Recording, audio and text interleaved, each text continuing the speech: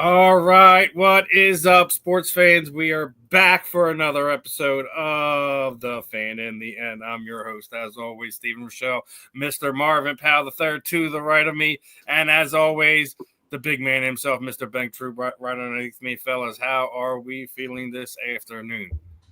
Good. Good, man. Always good, man. Drive-by graveyards ain't in them, man. As my grandfather would say, we good over here. All right, so first and foremost, obviously, Thanksgiving's coming up here on Thursday. What's everyone's plans? Let's start off with Marvin. Go to Ben. What are we doing for this Thanksgiving holiday? Yeah, man. The wife and I, the kids, we're going to travel north and enjoy a nice Thanksgiving in New York. I'm going to an event with some old friends and looking forward to that. But wife and kids will be together and may even see the Macy's Day Parade. Ooh, there you go. What about you, Ben? What are you doing with the family? Man, just going down to my mom's crib. My mom, we decided as a family because when you got this is how we gonna do these holidays. You can't get every one of them. So my mom was like, "Can we just spend Thanksgiving at her crib?" I was like, "Yeah, gonna be a lot of young energy in there." Watching a bunch of games, a bunch of yelling at kids without actually moving. One of those, y'all better not be, you're not really moving nothing but your neck, looking over your shoulder. Y'all, and because we got them age 20, 22 all the way down, 23 all the way down to 3, they can kind of police each other. But just looking forward to laughing a lot, really seeing my mom hold back the tears because when she first came up with the idea, she didn't think we was going to agree to it. She hit us, my mom hit me with them. I know y'all all grown now. Y'all got your own family. Man, what you want to do, man? Don't hit me with, what do you want? You know what I'm saying? So we're gonna be down there and, happy birthday to my sister, man. She's 41 years young today. So, usually she's a thing. My mom had, my parents had all holiday babies. My sister sometimes is on Thanksgiving. My birthday is sometimes Labor Day and my brother's April Fool's. So, we holiday babies, man. I'm November 27th, so I know how you feel with that. We're happy early birthday. Happy early birthday, sir. You know what I'm saying? Happy early birthday. Yeah. I mean, obviously, much different mood here in the Rychel household. My mom's going to be home, so kids will be here. My brother's going to be here, so, got to make sure there's a few more chairs around the table this year. So definitely some good stuff going on in our household this year. So definitely going to enjoy it. I hope everyone enjoys their holiday. And speaking of, we were talking about Bernie last week. It's his birthday today, and less than a week after his transplant, he is already home. That dude is something else. So, big shout out to Bernie. Glad everything's going well. There was no rejection with the his liver transplant, and that's going to be a story of 2025. One of the few good ones that we're going to have. Netflix already done hit him up. Netflix done hit him up already. Well, listen, NFL Films have already interviewed him. They already got stuff going. They ain't slow. They're going to take advantage of this, and I do not blame them one bit for jumping on that. Bernie's got is definitely a man that has some stories about him. So. Gonna be glad for that one, but let's get right into this thing, and let's start this off with the main topic. Obviously, me and Ben were very vocal during the draft process. What was going on with Shedeur Sanders? We did not care for it one bit. We a lot of us were banking on what we knew Shedeur Sanders was, and he came to play. For his first start, obviously, he's not blowing the world off, but I think he's one of the first quarterbacks to have multiple different catches over 50 yards in his first start. Obviously, again, not blowing the world off the thing, but definitely looked a lot better than what they had out there in Dillon Gabriel, and that's not taking anything away from Dillon. We all knew what Shedeur Sanders was, and I think another cool note about this, over the last 18 quarterbacks that had since 1999, since the Cleveland Browns have been reinstated there in Cleveland, he is the first quarterback to win his debut, his first start as a Cleveland Brown. that's some help get the funk off of our team right there. So happy for Shedeur, and came across this one. Obviously, Dion had something to say about Shedeur's first start, and basically it's the first time he's watched him play where Dion wasn't on the sidelines. So a unique moment there for him.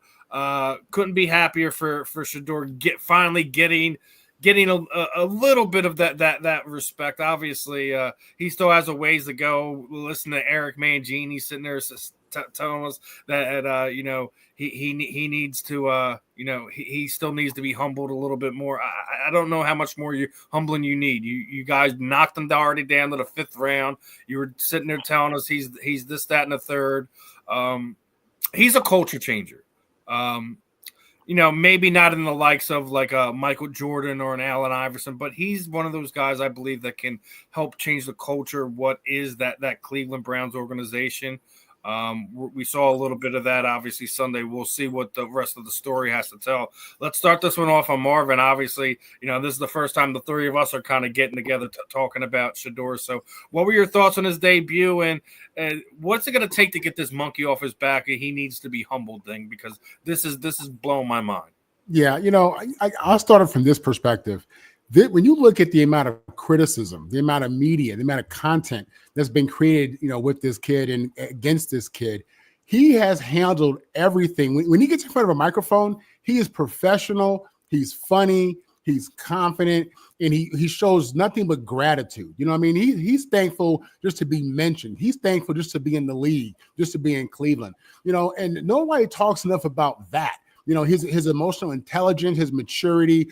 What a great job Dion and the mother of Shedeur have done in raising this young man. This is not an accident. This is intent. When a person is dealing with adversity like this, that's intentional in his parents and how they raised him. Okay, so let's just talk about the man he really is and the maturity he's showing and he's been throughout. This kid was projected. You have people who thought he'd be the number 1 pick overall. Okay, people who are pounding the table about he's a top 3 quarterback, top 3 player. And guess what? You saw it.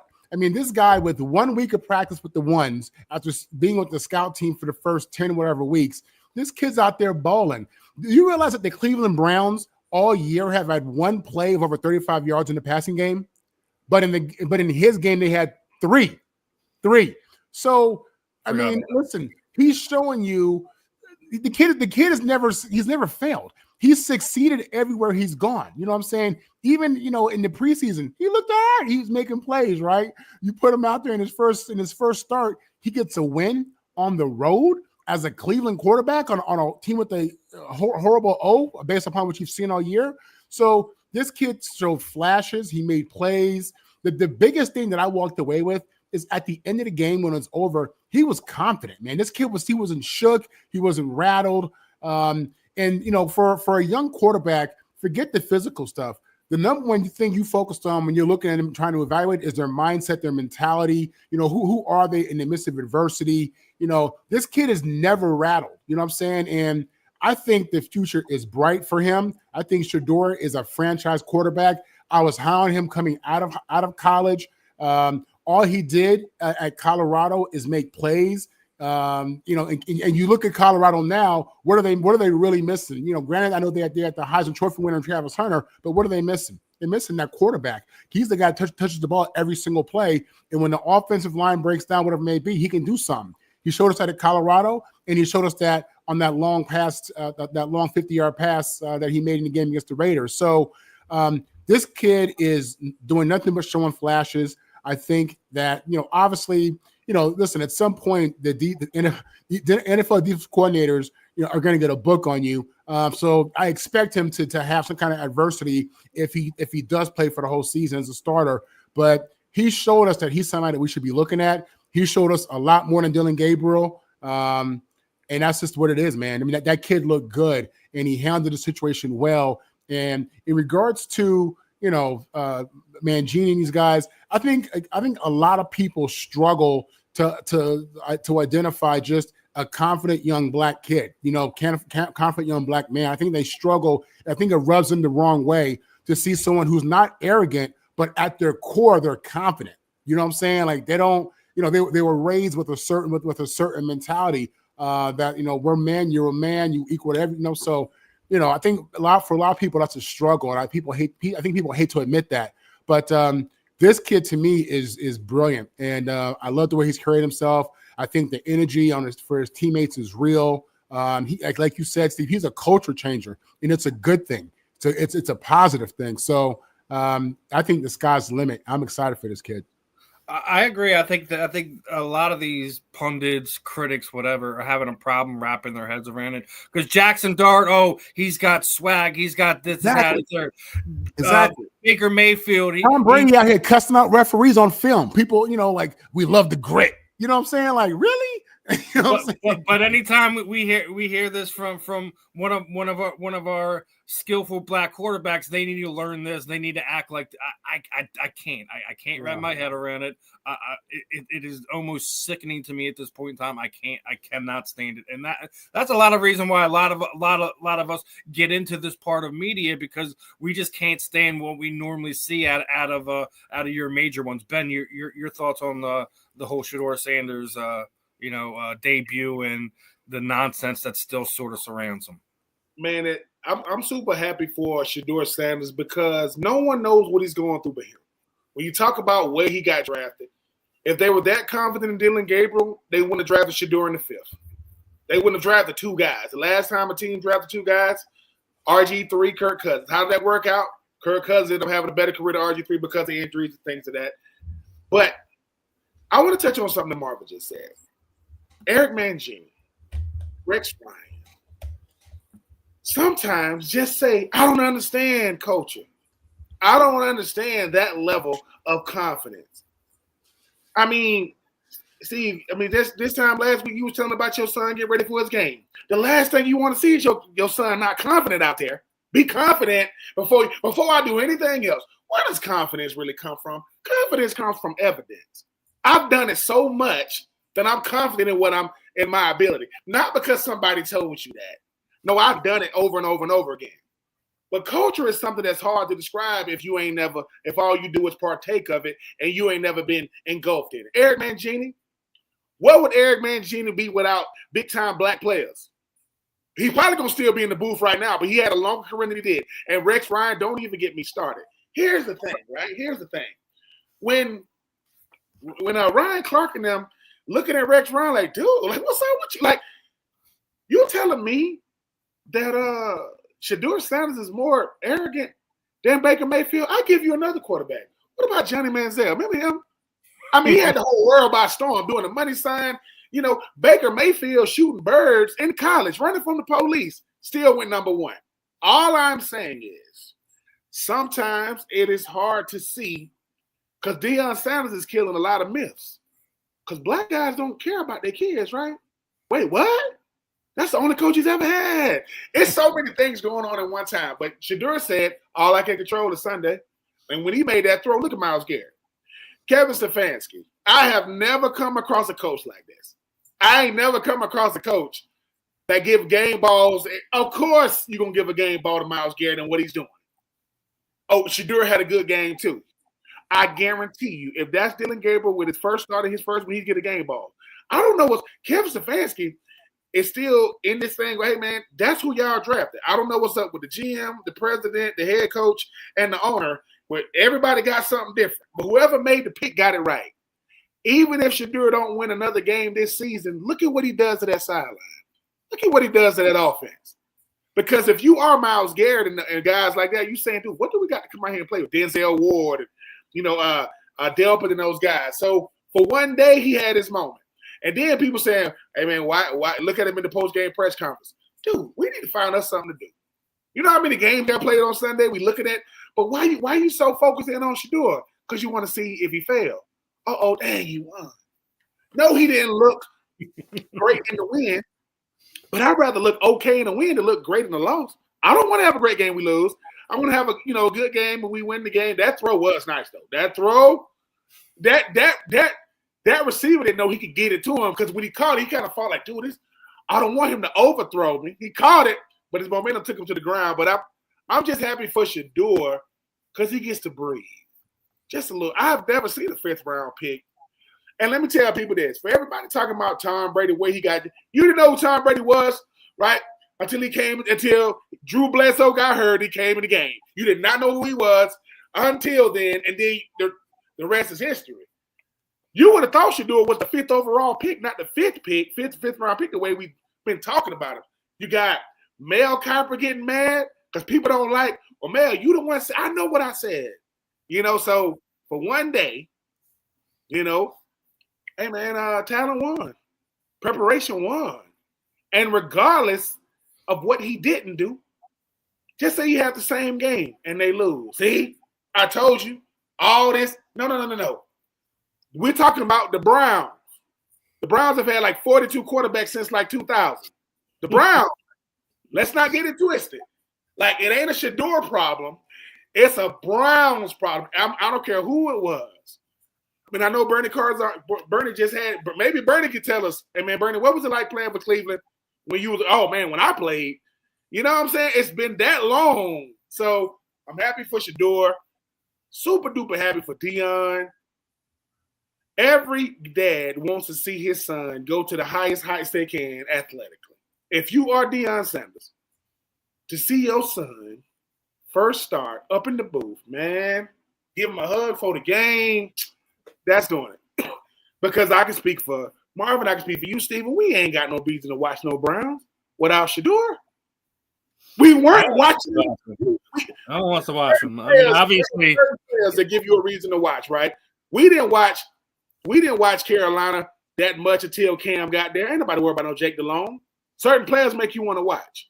Randall Cunningham came. No, ain't wrong here. There's no middle ground for sure. Shedeur. It's either he's trash or he's the best ever. It's actually kind of and the thing about that, Bo, is this. It's crazy. Let me tell you something. What Shedeur Sanders' experience is the fact that the one thing no one wants to get past is this. People still got a problem with black quarterbacks in 2025. They'll give Patrick Mahomes a pass, right? Because he light skinned. And that's a totally different conversation that we can get into, right? The thing about Shedeur, people say, hey, man, I want to kill this myth that black people got a problem. We the one that got the color problem. We don't. We ain't never had a color problem. I mean, if you got to think about it, what we're what three black quarterbacks in on the Super Bowl, and still look what happens here in Philadelphia. We still trying to tear down Jalen Hurts. You think Josh Allen get the same kind of? You think Josh Allen? Get the same Josh kind Allen. Of, listen, we talk about this all the time. Josh Allen has a terrible game. It's everyone else's fault. It's everybody else's fault. Mm-hmm. Yeah. You know who else they did that for? They did that for Peyton Manning. They did that for Tom Brady. They did that for Aaron Rodgers. Right? Yeah. And all I'm saying is it happens in real time. And Shedeur Sanders was like, dude, hopefully by the time I get there, that'll be gone. Oh, no. Not only are you a starting quarterback, you a legacy player. You a Sanders. So now you bringing legacy in this thing. I'm just happy for Shedeur, and no matter what. Kevin Stefanski got home, and Mr. Stefanski said, dude, why didn't you give Shedeur a game ball? I had a problem with that too, man. I didn't. Well, I already said I think no matter what happens, Kevin Stefanski's done at the end of the season. Because if I remember correctly, he didn't want to draft Shedeur. It was the owner was like, "You're going to draft him here. If he's still available when our pick's available, you're going to take him." It was the GM. The owner said he was out of the building. At a certain point in the day, and when he was in the building, nobody had ever mentioned Shedeur.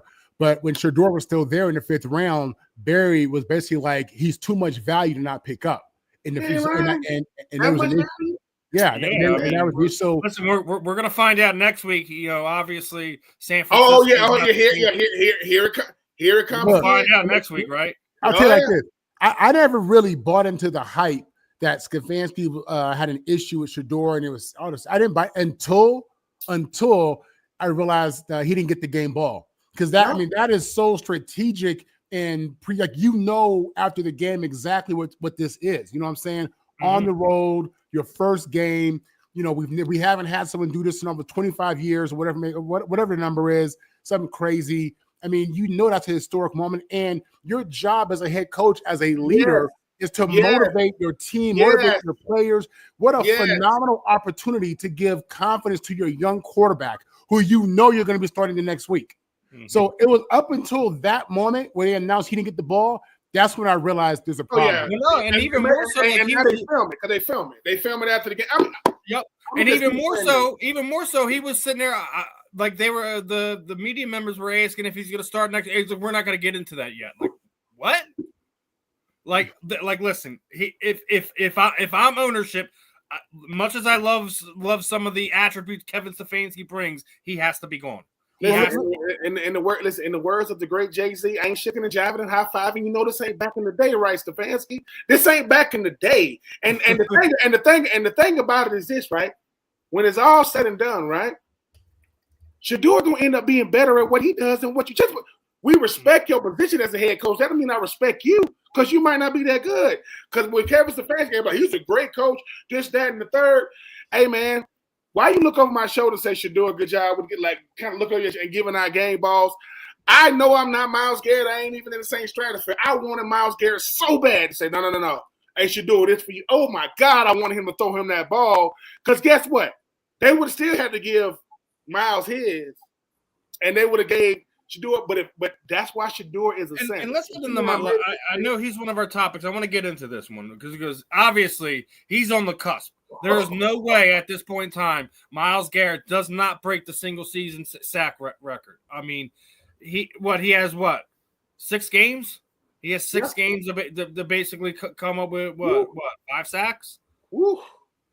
I think he could do it in 2. He's gonna shatter it. I think he's gonna shatter it. I mean, listen, I do think he's going to shatter it. I think he's going to do it in less games than we used to do. I think he's going to do it in less than 16 games. But I get why you want to give him the game ball. He broke his own team sack record, but it should have been saved for this moment right here when he breaks Michael Strahan's record. I think that's when you should have saved that moment for. I agree with Marvin that it should have been something to help build up Shedeur, but it's one of the reasons why I think Kevin's gone. But Myles Garrett is an absolute wrecking ball. We already knew what he was coming in the season. The suitors were at least I think 10 teams deep when we were hearing all the trade rumors, and people offered some nice packages for him, but he stayed there in Cleveland. He wants to build there in Cleveland. He is having another amazing season. I think he is the youngest. I think the youngest player to produce 120 career sacks faster than Reggie White did it. So he is on pace to be one of the guys that we talk about as one of the great defensive players in NFL history, especially when it comes to getting after the quarterback. So I'm going to start off with Ben on this one. Myles Garrett is going to break this, and he's going to redefine what we call an elite pass rusher. I remember when he came out, number 1 overall pick out of Texas A&M. A lot of guys had a lot to say. Warren Sapp had a lot to say. Booger McFarland had a lot to say. I don't see these guys doing this. I don't see him being that. I don't think he's in the same level as Von Miller. Let me tell you something. When you talk about Reggie White, we talk about Bruce Smith, when you talk about LT, we talk about Lawrence Taylor, we talk about Aaron Donald. You better start talking about Myles Garrett. You better start talking about that boy like that because he is him. Because doesn't something happen to players when they get the money? It's not that they play down. They don't play as well. Myles Garrett is him. His name is Myles Timothy Garrett because he is Timothy. He is. And the thing about it is, look at how many guys are blocking him on Sunday. They sending the tackle. They sending the tight end. They sending the running back, and he's still getting there. I appreciate the fact that Myles Garrett is still the best player on his team at this age and stage of his career. I think he'll be 30 next month. And Myles doing it on a bad franchise. People are like, he just took the money. Let me tell everybody this. I hope you take the money too. I can get a Super Bowl ring on eBay. You hope you win one, but let me get this straight. You get to the end of your career and say, yeah, Tom Brady took less money. Tom Brady also had endorsements. Tom Brady also is Tom Brady, who's on TV every day, who got like almost $350 million to go in the booth. He's also a part owner of the Raiders. I'm happy for Myles Garrett because he was built in a freaking lab. I mean, he was. I mean, and a lot of times when you hear about Myles Garrett, you say, "Oh man, is he really that good?" And you go up against him like, "Yeah, he him. Like he's a." And I'm just happy that he seems to be a really, really, really, really, really good teammate. You don't hear no negative stuff about. Now, could he have something to say about his teammates? Yep, but he don't. Could he have something to say about that front office? Yep, but he don't.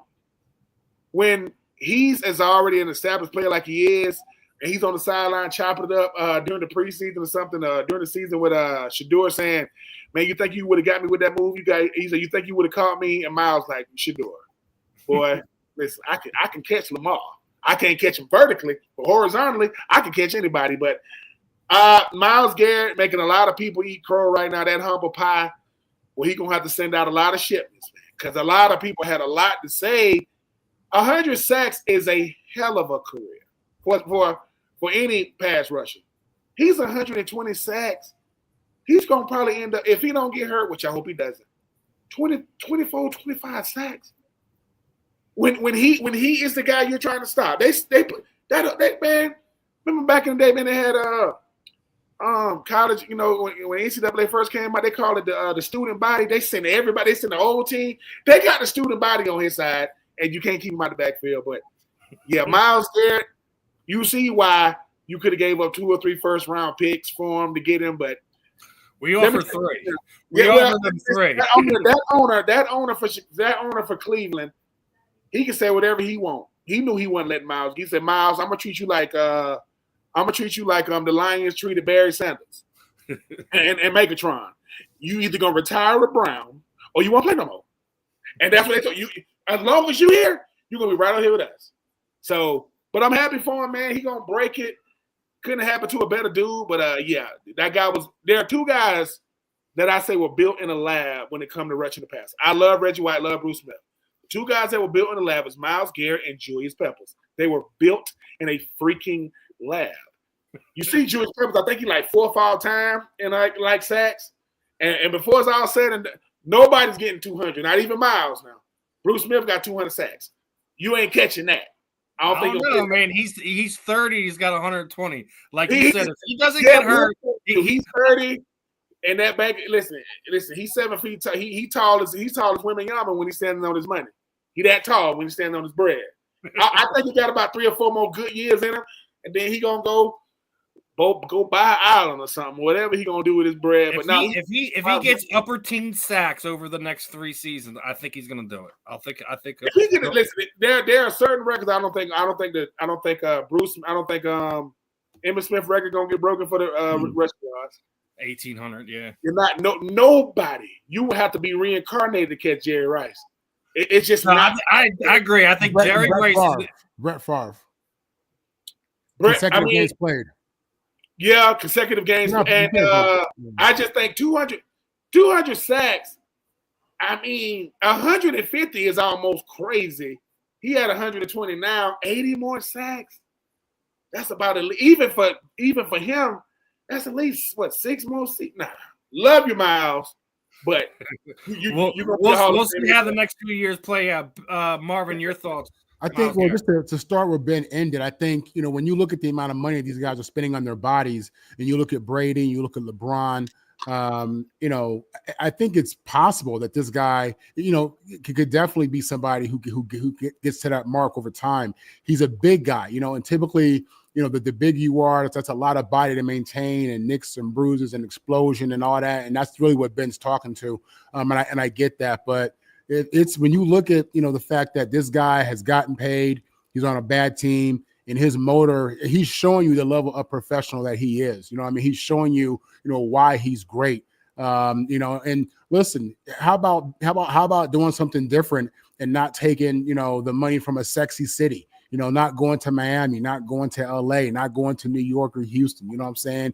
But staying in Cleveland, which, listen, I guess you gotta love it to love it. You know what I'm saying? I don't know, but he chose to stay there. Yeah, he got a bag, so nobody feels sorry for him. This is what he wanted. You know what I mean?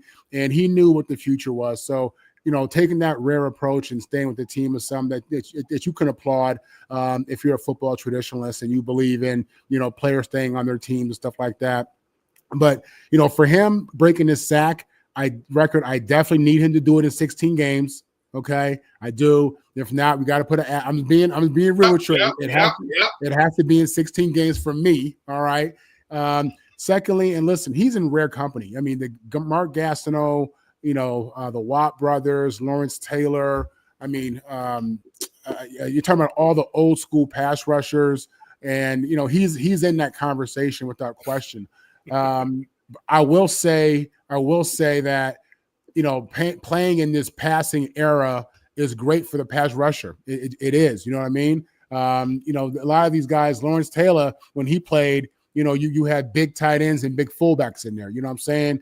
And it was a different situation. You didn't get as many opportunities to pass like they do now. So he plays in that era, and that matters. But again, I think he's an all-time great player. I really do. And I think he does smash the record. I have tremendous respect for the fact that this man's on a losing team and he's giving you nothing but 100% effort. That's LeBron stuff to me. I'm a LeBron guy. That's Jordan type of stuff. So he's definitely in the area of great. And I think football fans should appreciate this time and watching him and watching what he does. I love the support he gives Shedeur directly and indirectly. He's showing what leadership is. He's showing himself to be a great teammate, as Bennett said. And right now, I mean, really, if you're the casual football fan and you get a chance to watch the Browns, you should watch this guy because he's historic and he's somebody who will go down as one of the all-time greats. He definitely is, and I agree. I think he has to do it in he can't do it. He can't do it the last week of the season. He can't. He cannot. Yeah. I'm happy that Marvin gave that. Jackson Smith Enigma. All you guys is coming for these records. If it's past week 16, you did it. But you gotta have an asterisk. If you can't get to 1900, whatever Calvin Johnson is, Jackson, we love you. But and once again, Megatron did it for the Lions. He didn't do it for a franchise. So if we're gonna break these records, and I know we're showing our age now, I don't care. Got to do it at 16. I know you're gonna be like, who is this dude? I'm just telling you because that's what makes it special. I did it, and look, but they saying they're going to 18 games. Still got to do it at 16. Yep. Because we were talking about this last year with the Saquon thing. I was gonna give Saquon the benefit of the doubt because if he did it under the amount of carries that Eric Dickerson did it in. Even if he played that last game, if he did it in under the amount of carries, I would have given it to him because there was a couple games where he came out of it, I agree. I agree with you, and I thought about that too, Steve. Yeah, so it's one of these weird things. We might be older guys, but I do respect it when we sit in there and say it has to be done in 16 games. Yeah. I mean, look, they're gonna call us old heads and unks and all whatever, that. You can call us that. I don't care, but it's like old heads, unks, whatever you want to throw at us. No matter what. And we talk about these records. Let's not forget, O.J. Simpson ran for 2,000 yards in 14 games. Okay, that's the stuff I want to put out there. Yeah. Listen, Juice was once again. On a bad team. I got a book coming out. It's called Him. Sorry, bro.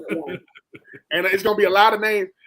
O.J. Simpson is not talked about enough, like how great of a back he was. Yeah, I'm talking about all-time great. So the 2,000-yard club is special. It is very special, very unique. It is. But going from special to very unspecial, I want to stay there in that Las Vegas area. My favorite former coach to hate on has officially been let go. Now, Chip Kelly is actually going to get paid a lot of money to be sent home right now. Obviously, Las Vegas threw a lot of money at him to get him to not go to Ohio State. I wasn't a fan of bringing him in there to Las Vegas, and we seen Pete Carroll had given him his walking papers. But my thing about this one is obviously I'm not surprised Chip Kelly's gone. I have no love for him here in Philadelphia. What he did to my Eagles in the early 2010s, but that being said, where do you see him landing? I mean, me personally, I think it's done for him. I think that there's no more head coaching jobs left for him. He's going to be left at some type of coordinator position until he can prove that he can win football games.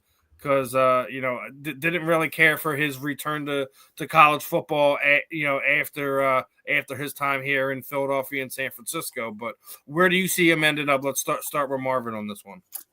I'll be honest with you. To me, I feel like he has an issue with culture. I feel like he has an issue connecting and evolving.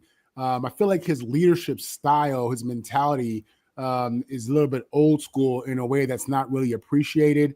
You know, and I just feel like there's a bad taste in people's mouth after they've been with him. You know, I just feel like at UCLA and, you know, here at the Raiders, I mean, I just feel like it's just not good. And then you hear what Deshaun and LaShawn were saying, talking about with this dude, and it's just like he was picking at them for weird things. You couldn't wear this color. You couldn't do this. You couldn't. Yeah.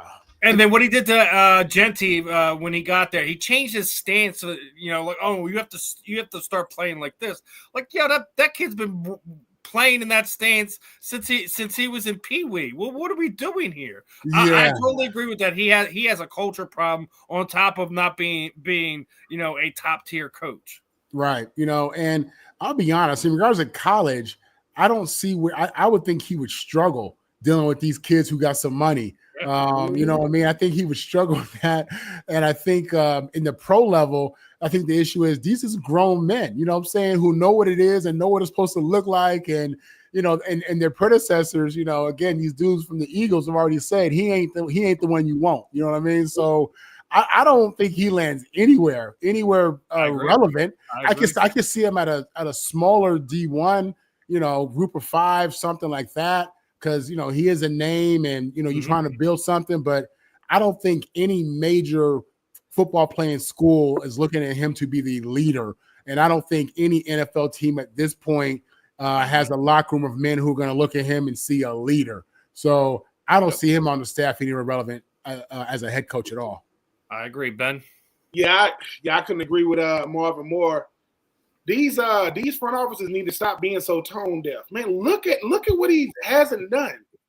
UCLA didn't get it done. I don't trust no coach come through Oregon. I just don't. Because Oregon, the reason why I don't trust Oregon coaches because they're really, really good regular season coaches. Do they win the Natty? No. They're not going to win the Natty. I don't want to hear Dan Lanning, none of them. Right? I don't want to hear nothing. If Oregon didn't have Nike, you wouldn't even look at them. I'm just saying, Oregon understand the branding part. They're a good team, but he's been to Oregon, been to Philly, been to UCLA, been to San Francisco. Now he's a coordinator. Mm-hmm. Here's why Chip Kelly's still going to have an opportunity, because all these coaches do is get recycled. Look at these staffs. Some of these staffs, the Raiders finna go to the same. They finna go to the same coordinator that's done it twice. Same guy. First guy gets fired, bring you in. You there originally. And I think for a guy like Chip Kelly is, you keep asking yourself, how do they keep getting opportunities when mediocrity is what's on the menu? I don't want to hear every coach got the potential to do something. Oh, man, if they wouldn't have lost, they would have won. Yeah, but they didn't. They lost. And I think for a Chip Kelly, why is it so hard for coach to adjust to players? What you mean? What you mean I can't wear this? We had practice, right? What you mean what you listening to? You the police? What you listening to? Like, I'm doing my job. When I was with the Titans, Keith Bullock told me, he said, True, let me tell you something. Yeah. In college, right? Yeah. You do what you told. He said, NFL, yeah, you do what you coached. That's it. You just do what your coaches do. Outside of here, you don't need to be hanging out at their house. Hey, Ben, man, I want to come by your crib. I'll bring it to the facility. Because all you got is your private life. You're a grown man. And there's a difference, right, between being disrespectful and coaching. And Chip Kelly be towing that line, man. And you can tell he seems to be one of those coaches that say, just do what I say because of my position. That only works in college. And that's coming to an end too. Because players are starting to say, well, coach, I don't think you're that good at what you do. You just have that position. I mean, Chip Kelly was in Philly, didn't work.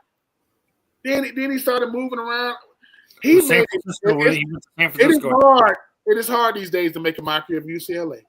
But even he did it. He made a mockery of a school that hasn't been relevant in that long. What's a surefire way to know your team is going to stay irrelevant? Yeah, who they hire. Look at who they hire. Chip Kelly. The guy from the Oregon dude. He got UCLA players out there doing calisthenics on the field in a circle trying to embarrass them. I'm telling you, I'm gonna start going to these post-game press conferences. I'm like, I'm being Troupe. I yell, who you are, being Troupe, and who the hell you think you are, sports? So who the hell are you? They be telling some of these players, we respect production and resumes. Chip Kelly don't have either. He doesn't have a good resume, and he's not producing. And it took the Raiders to finally show the whole world. People saying, so they told Myles Garrett he went for the money, right? Chip Kelly was the highest paid coordinator in the league. Think about it. He's the highest paid offensive coordinator in the NFL at $6 million. How? Because he was at Ohio State, and they so-called pulled him away.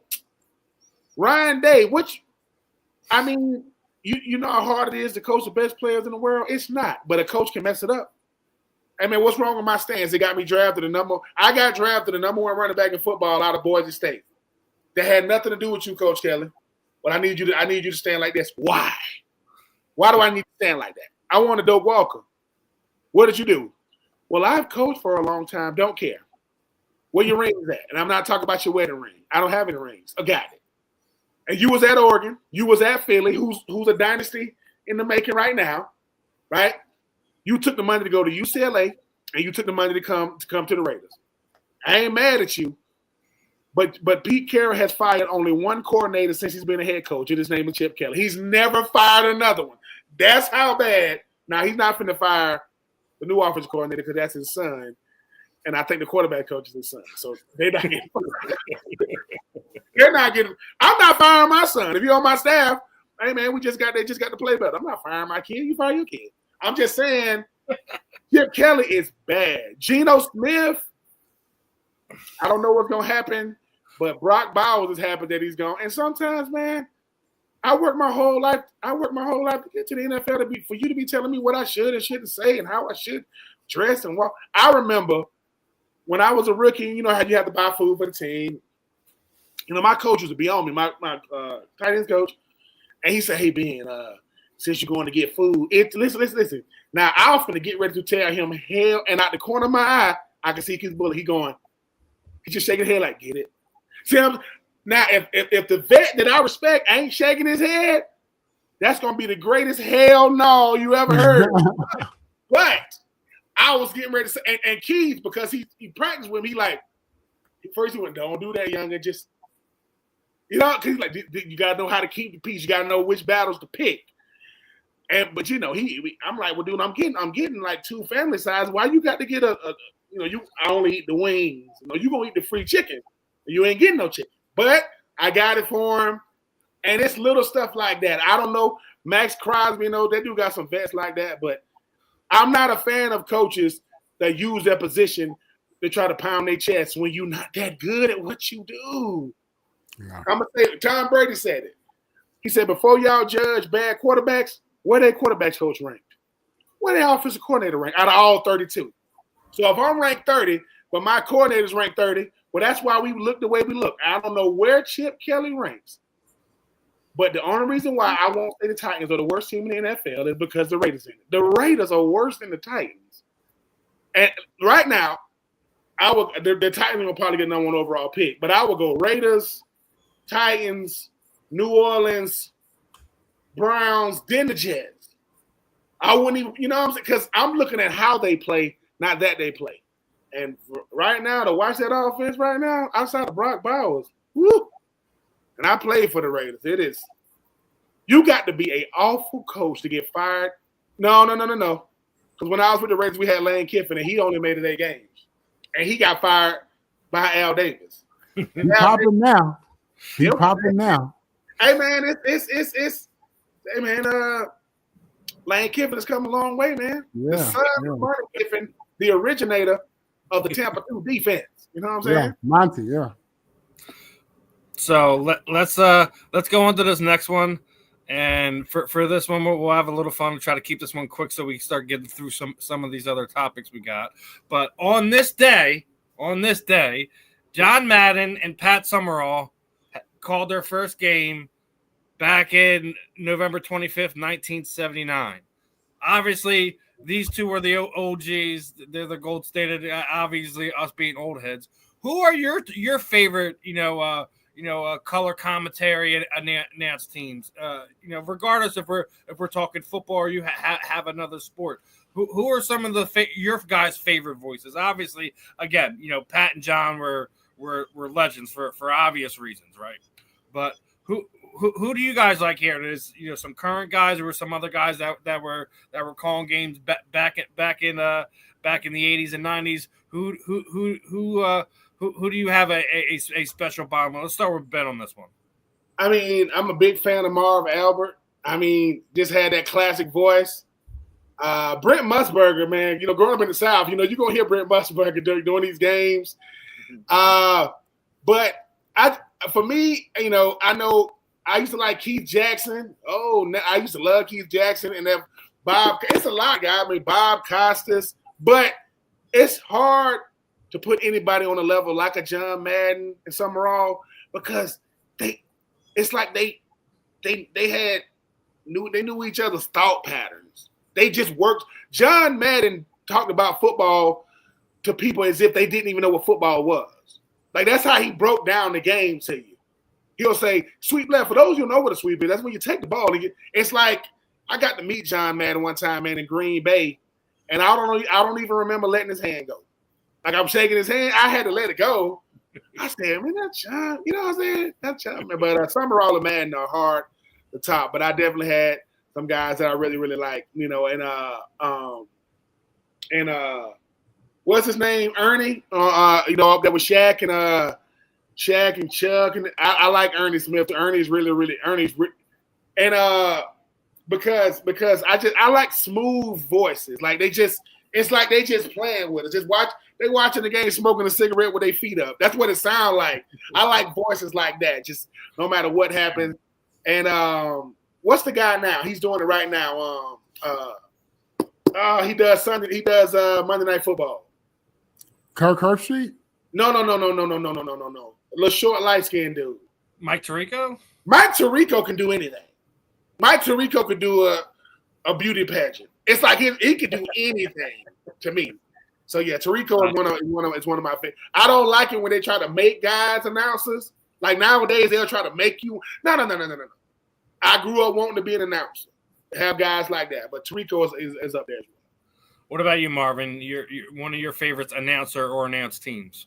For me, there's two of them. I mean, listen, first off, I grew up, I'm a big football nerd. Football is, my first love. And, growing up, I was that kid who would like film. I would tape on beta VHS, tape NFL games, college games, just so I can rewatch them later on. You know what I'm saying? I was doing stuff like that.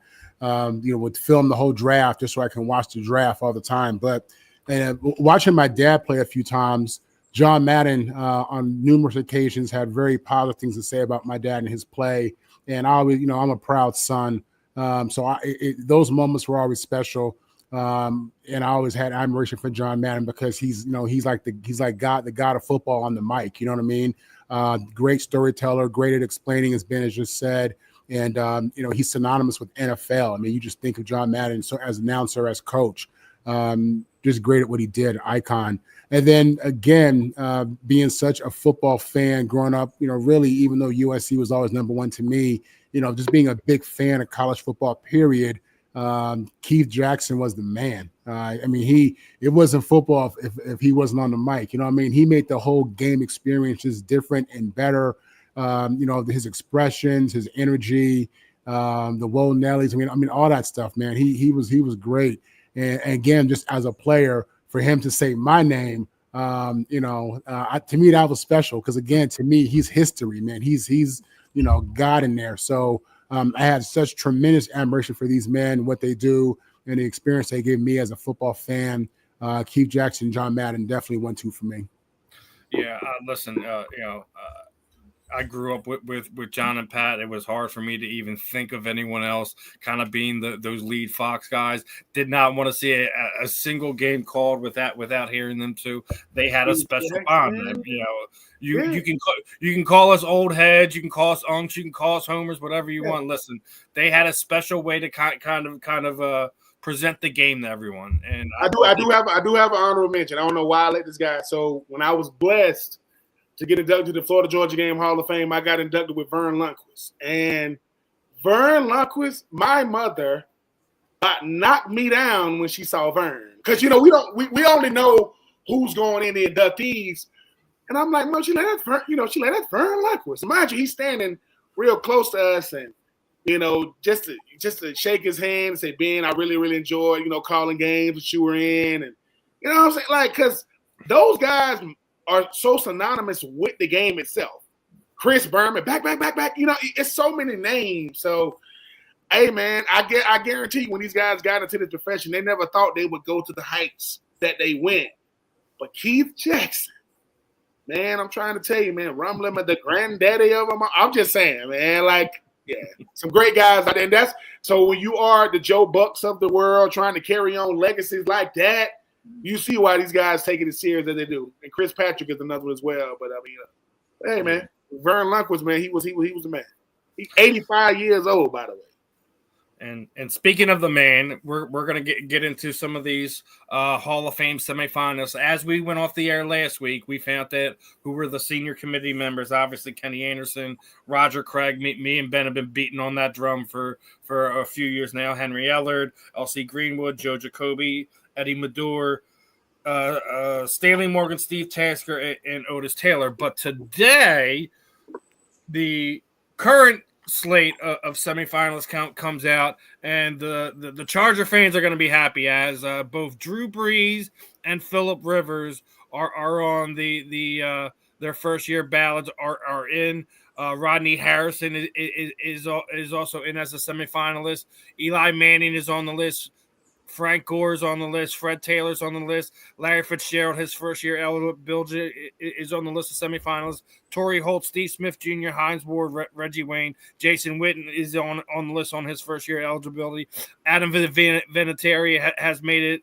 Willie Anderson, Lomas Brown, Jahir Evans, Richmond Webb, Marshall Yanda, I believe that Steve Wozniewski is on there rounding out the offensive lineman. The defensive lineman is Robert Mathis, Vincent Wilfork, Kevin Williams. Linebacker, and obviously going to be on there is Luke Kuechly and Terrell Suggs, and rounding out the defensive backs. Obviously, I already mentioned Rodney Harrison, but Earl Thomas and Darren Woodson. Ooh. I'm going to say, I've been saying it for a few years. I want 10 this year. I want 10.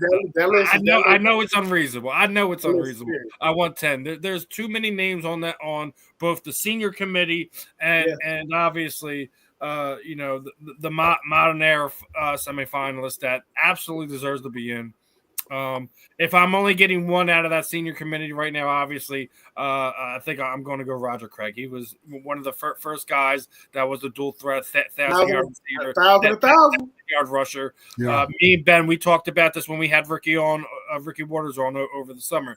He is one of those guys that changed how the game played through the running backs. Mm-hmm. Marshall Faulk probably wouldn't have been, as well of a name without Roger Craig doing what he did. Yeah, that West Coast offense was really special with Roger Craig. The fact that a guy like Marshall's already in and Roger Craig still isn't is just mind blowing to me. I mean, yeah.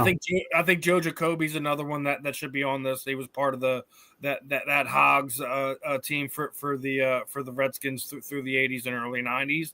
So obviously Tasker is one of your few specialists that I think should be given consideration. I don't think this is the year to get him in, but that modern era semifinals list is deep.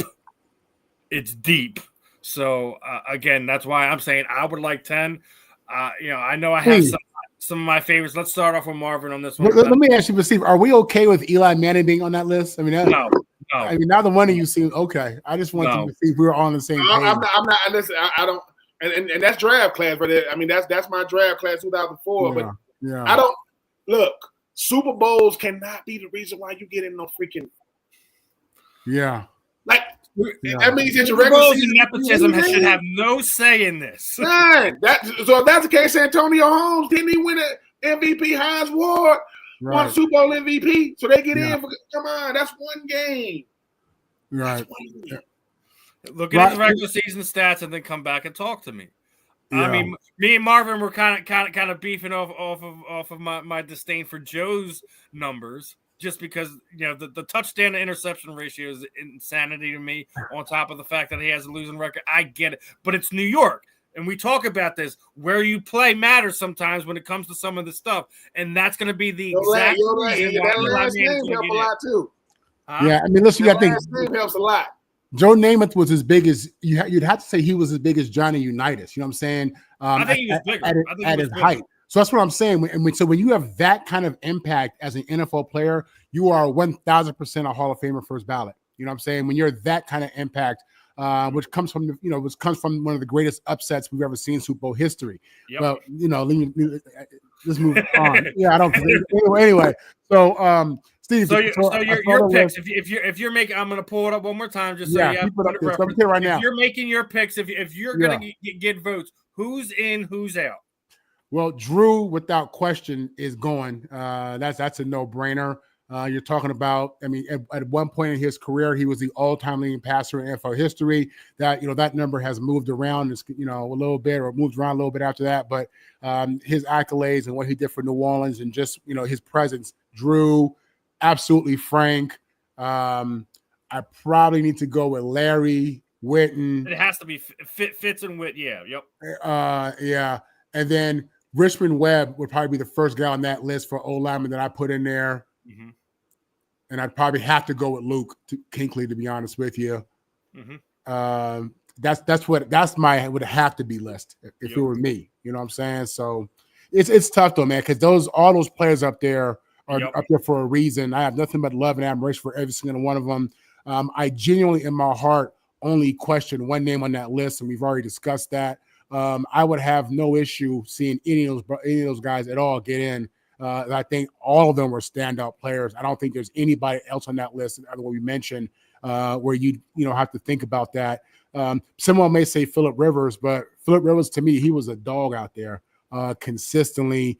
He was talked about with tremendous respect. He didn't win the Super Bowl. He didn't go over that hump.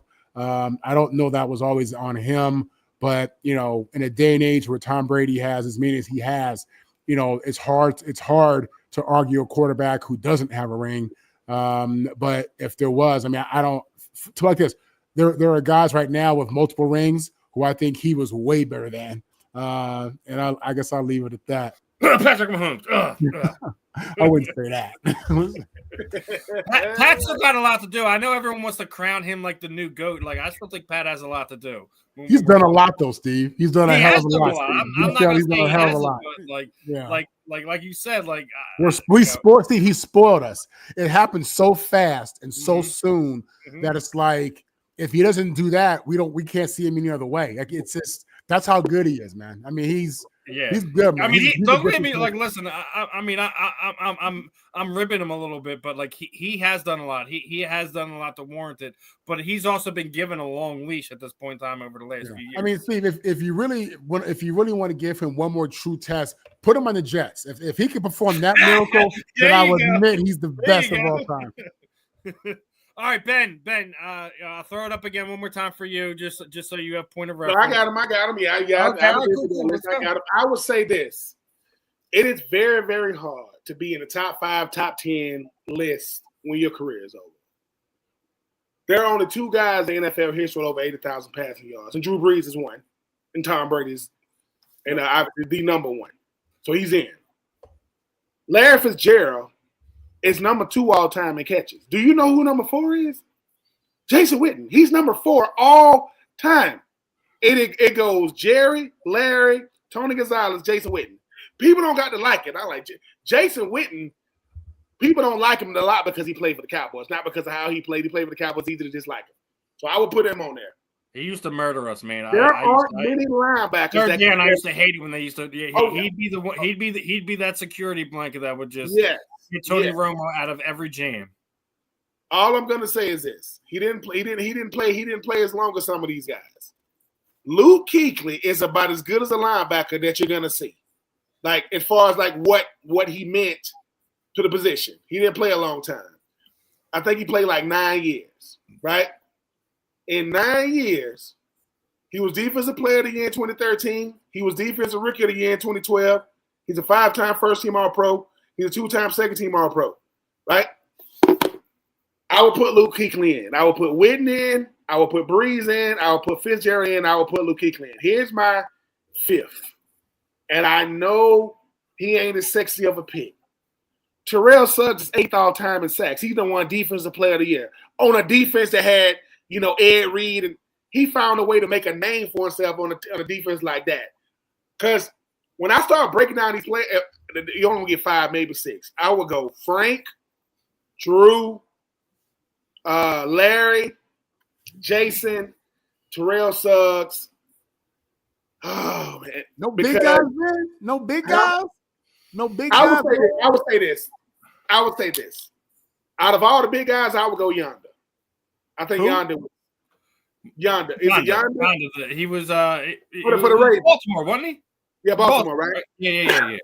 Let me tell you what I don't like about the Hall of Fame. I don't like that you have to wait. What is this? I don't wait a year. Frank Gore is 3rd all-time in rushing. People go, well, was he ever? He's 3rd all-time. That's longevity plus production. That's both. So we're no DBs, right? No, I'm gonna wait. I'm gonna wait on the DBs this year. I mean, I know those guys. Earl Thomas wasn't. Darren Woodson is gonna be a very, very intriguing because I think he got the most tackles in like Dallas Cowboy history. Earl Thomas was something else. Ridiculously good. And the only thing about what's the name about that for New England? He's on the list. Vinatieri. No, the safety. Rodney Harrison. I put him on the not as a Patriot. Rodney Harrison did fail a drug test for PEDs. I don't think that should keep it because a lot of people, things happen, man. I don't think because he was a hell of a player when he was with the Chargers. Then he came over to New England and kept it going. The Hall of Fame in the NFL, nothing against baseball, nothing against, basketball. It's the most prestigious because it's the hardest. Yep. It's because you start saying, oh, that guy. Mm-hmm. All these guys are deserving. Guys like, people don't understand how great Reggie Wayne was, how great Torrey Holt really was. It was Torrey. Because think about it, the greatest show on turf. I'm sorry, is Isaac Bruce in? Yeah. Is Marshall Faulk in? Yeah. What about Kurt Warner? Yeah. Well, he's the last of the greatest show. I love you. He's the last. Torrey Holt's on the list, and Reggie Wayne's on that list. And you were talking about Hines Ward. Hines Ward is also on that list. Hines Ward has over 1,000 catches, Super Bowl MVP, one of the best. Nothing against you, Steve Smith Sr. Like, it's some players, man. When you start breaking down their games, the best 2 blocking receivers you ever seen in your life was Hines Ward and Steve Smith Sr. They would knock your whole block off. I wouldn't want to be a voter because some guys are going to get disappointed. Larry Fitzgerald, I'm 2nd all-time. That's why I said we need 10 this year. Hence why I said we need 10 this year. Listen, because making people I didn't play to be no Hall of Fame player, nothing like that. Like I said, I am blessed, extremely blessed to be in the Florida-Georgia game Hall of Fame. Didn't even know it was a Hall of Fame for that game. Marvin, whenever your dad's name gets called, I just want you to have just have somebody videotaping you. Because there's something about you sitting in that hotel, wherever it is, and all of a sudden y'all talking, you hear that, shh. Sir, you deserve that moment. And look, all the coolness go out the window. Hey, what's up, baby? It's just hug him and just whatever shoulder, just let it all out. Because I look at you the same way I look at Jared Payton, the son of Walter Payton. Like he said, Ben, he says, you don't appreciate how great your dad is until he's gone. Because that's your dad. He can hoop. But then you go, my dad was him. Like, God, no, my dad, yeah. Your dad had a Jerry curl with the freaking headband on, with the pony cleats on. Like, what are we talking about? Sweetness is it might be the greatest nickname ever. You hear somebody named Sweetness, you don't expect no man to walk out. Oh, your name's Sweetness? Yeah. What's your name? When I went to Jackson State, HBCU, and I'm still him. You know what I'm saying? So, Marvin, when that happens for you, sir, just make sure that you got somebody filming it, you know. Absolutely. Because it is going to happen. And when it does, just try to keep the trolling on UCLA down just a little bit. Like, you're going to troll them a little bit. No. I gotta do what I gotta do. I don't think he's ever gonna do that. Have you seen his post over the past 5 days? That's never gonna happen. No. I will listen, Melvin, and Melvin, you know we love you. Melvin. When you say things like, you know, what do you mean we ain't got champion? Gymnastics. Come on, Mel. Love the ladies. Love gymnastics. Yeah. Listen, love volleyball. He brought up softball. He brought up girls softball. You know how far down you got to dig. That's when I realized. That's when I realized he was already digging last Tuesday. He was. I'm just saying when he said last Tuesday, I might have saw Candy go. She was like, "What did you just?" I'm trying to tell you, man. It's so many sports. Yeah. In college that if you see how many people like, yeah, man. You know, what about our equestrian team? What about our water polo team? I said, what about it? I said, Denzel Washington was in Great Debaters, and they make me want to be a debater. No, get out of here with that, man. I mean, man, we love you. Don't do that. Don't do that. I'm gonna bring football or basketball or track. Maybe baseball. We'll give you that, but you know, you start talking about, you know, hey man, our golf team is nice. Stop it. Right. So speaking of debates, right? Obviously, we were talking about the 49ers as that's going to be the next test for Shedeur Sanders. They got some stuff going on over there. Obviously, you know, I don't know if you guys heard, they basically voided out the Brandon Ayuk signing bonus. It's looking like it's going to come to an end very soon. Apparently, there's reports like he wasn't taking care of wasn't taking participation in team activities. He was trying to get on the field. He is doing some rehab stuff on his own, not at the facility. And it looks like this marriage has come to an end less than 18 months after his contract was signed. So what is your logical landing spots for him? Obviously, they're either going to release him or they're going to find some way to trade him. When he winds up on a team, because I do believe he is going to wind up on a team, what are you guys feeling? Is it going to be New England? Is he going to reunite with Debo in Washington and make it insane, skill position players that there for the Commanders? Does he wind up going to the Chargers? Is he a Steeler? What are your guys' thoughts on this one? Obviously, the contract is going to be weird. It's been a weird situation the last few years in San Francisco as a whole. But Brandon Ayuk, what are you feeling on this one, Marvin? Not a lot. I mean, he's a guy who I looked at as a really up-and-coming young receiver. You know, he'd made some plays. Obviously, he had earned an extension or a new contract. It must be really bad between him and the organization. I mean, listen, if they're looking to fulfill their opportunity to avoid that contract and take your money, then, you know, whatever he was doing, he may have been just being disrespectful about it. With that said, what program, what institution is going to want to bring him in there? Listen, right now, Drake May up in New England is balling.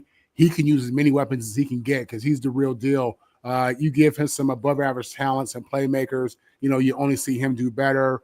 And then but the same thing you could say about the Chargers. Again, they have their young quarterback who's doing well, up and coming. I mean, again, you give a guy like that another weapon. If this guy's healthy, then the reality is he can help anybody. I mean, because he's a good player, you know what I'm saying? But I personally wonder, because I haven't read a lot of the stories, so I personally wonder, what are the details behind some of the things that they're claiming and saying? And is that something? If it's a culture issue, do you want that? If it's that big enough of an issue, Ben, your thoughts on Brandon Ayuk and potential landing spots? I just want to make sure that if this is indeed true, they're going to void his money, that they're doing it in a way that is legit. I will never ever trust when this type of stuff happens in these organizations. They will try to take your money. Is it conduct detrimental to the team? Sometimes it just don't work out. But if they void this money, NFLPA, please step up for this young man. Don't let him take his money and kick him out. And then 10 years from now, well, he probably should. No. Yep. Make sure that you can do that. Number one, because last time I checked, guaranteed is guaranteed, right? Not NFL. Fully guaranteed is guaranteed. Guaranteed is, and he got hurt. Players get hurt. It don't work out. I saw a video that he had on a different color pair of shorts than, Kyle Shanahan wanted him wear to practice. Man, you start worrying about what color shorts I wear to practice. Man, you come on, Kyle. Come on. Like, what? And you got people in the comments saying, what an a-hole. Kelly all over again. Yeah, I'm like, come on, man. Now, no. What you need to have, you should have had the Falcons on there. The Falcons could definitely need another receiver. It's not going to help. But the Falcons I can't choose who puts up these graphics. Yeah, I didn't even mention the Cardinals because I know he don't want to go there. Oh yeah. He wants to go to he's on a real football team. He wants to go to a real football team. He don't want to go to a city that has nice weather. Even though I think Kyler Murray's days in Arizona might be coming to an end. Brandon Ayuk was a very, very intriguing player before he got hurt. His route running ability is nasty. It is. It's once again, we need to start talking about some of these coaches. Man, they could be hard to deal with, work with. Like Kyle Shanahan might be a hard coach to jail with. Like seriously, like we always coming down on these players, but you voided my contract and I ain't voiding it. NFLPA, give that man his $27 million and let him walk. People say, well, why would they do that? Coaches do it every day. Then we just show a graphic of Chip Kelly getting his money to walk. Hey, if it don't work out, give me my money. And not just that, like he's probably, as Marvin was talking about, the highest paid offensive coordinator in football with nothing to back it up. Yeah, nothing to do but go to the mailbox every first of the month. Get a check. I mean, and he'll give him a check. I don't want you to automatic deposit. I want to see it. I want to hold it up and look at it and go to the bank.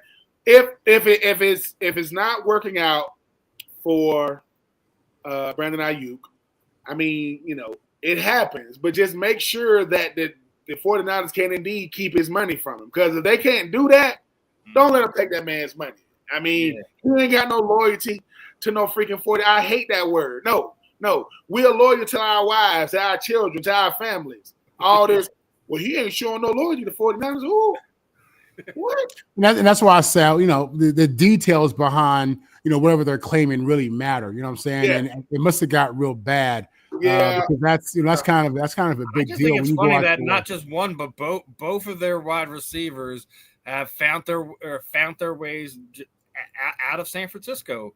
Debo wasn't the greatest route runner, the biggest receiver, but he was a difference maker on that 2023 team that made it to the Super Bowl that fell short to Patrick Mahomes. So I just find it weird that here we are 2 seasons later, and both of them could be gone really soon at some point. So it's just a weird situation. I think there's some truth to what Ben's sitting there saying. I think sometimes some coaches you're not always going to mesh well with. You're not always going to work well with. We're going to see what happens is. And speaking of fits and things working, we're going to get into this Eagles-Dallas game. Obviously, I got some venom I got to spew, and there's some things that we got to talk about when it comes to that. But as of right now, Jerry Jones is looking like the smartest man alive right now when it comes to bringing in George Pickens this offseason. CeeDee Lamb has been the top of the league in drop passes and has hurt the Cowboys more than he's helped them.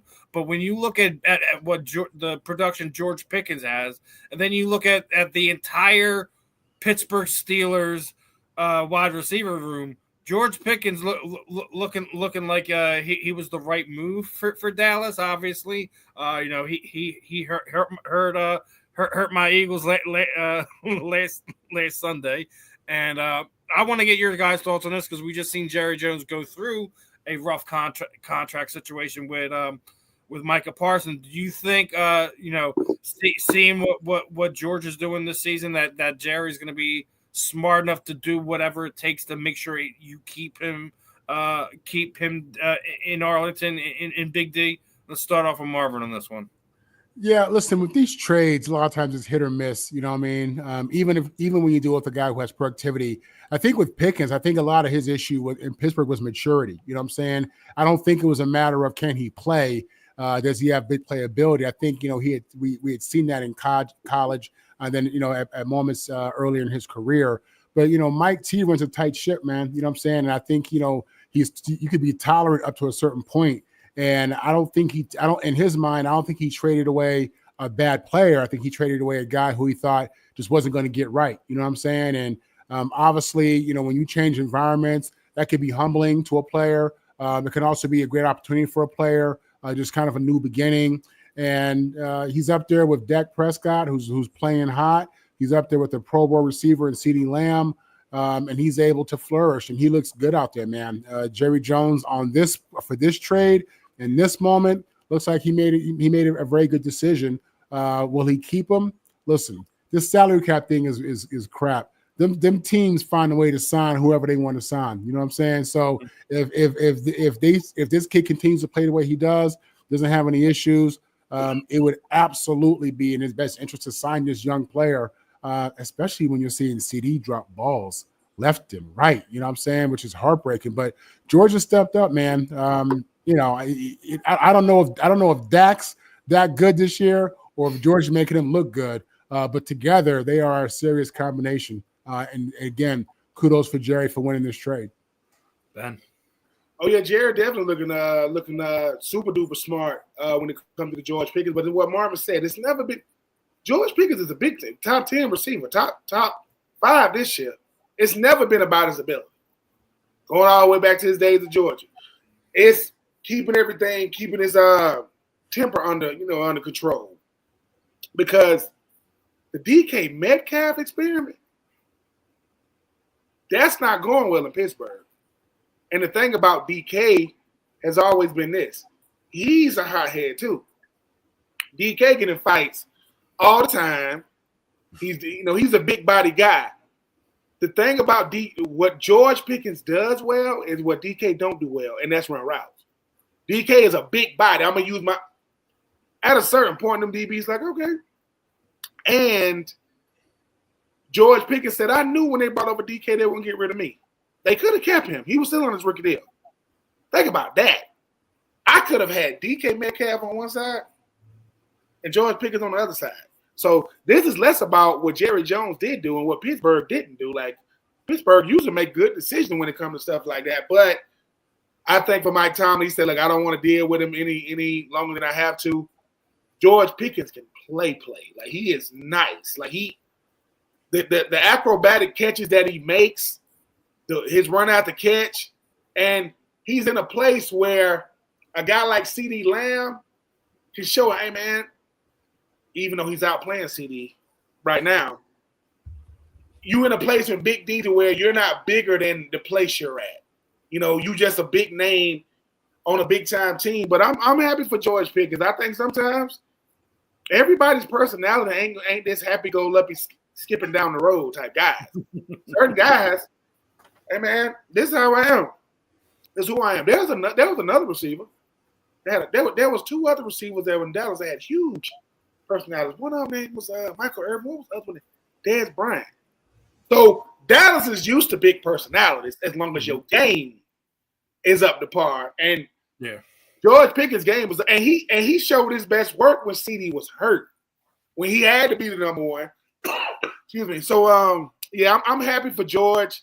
I don't like that who I am as a person gets criticized because I'm not everybody's cup of tea. I'm not everybody's media darling.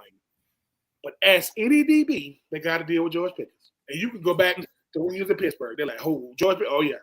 That dude. You ask any DB, who scares you more, CeeDee Lamb or George Pickens? Because CeeDee Lamb going to be in the slot most of the time. They'll put George on the outside. He's getting the number one DB. So, Jerry Jones did a good job with this one. And give Jerry Jones a lot of credit. He's good for picking up guys that have situational. He picked up Pac-Man Jones when he was like trying to figure out what he was going to do. A guy that I got drafted with a year after me. Let's not forget T.O. Owens, and he's dealt with quote temperamental type guys. But I don't even want to call George Pickens temperamental. He just fiery as hell. Like, look, I don't like defensive players. Forget defensive backs. I don't like. Just type in George Pickens, Georgia Tech. When he was at Georgia, you know how like they'll throw a guy for throwing a punch?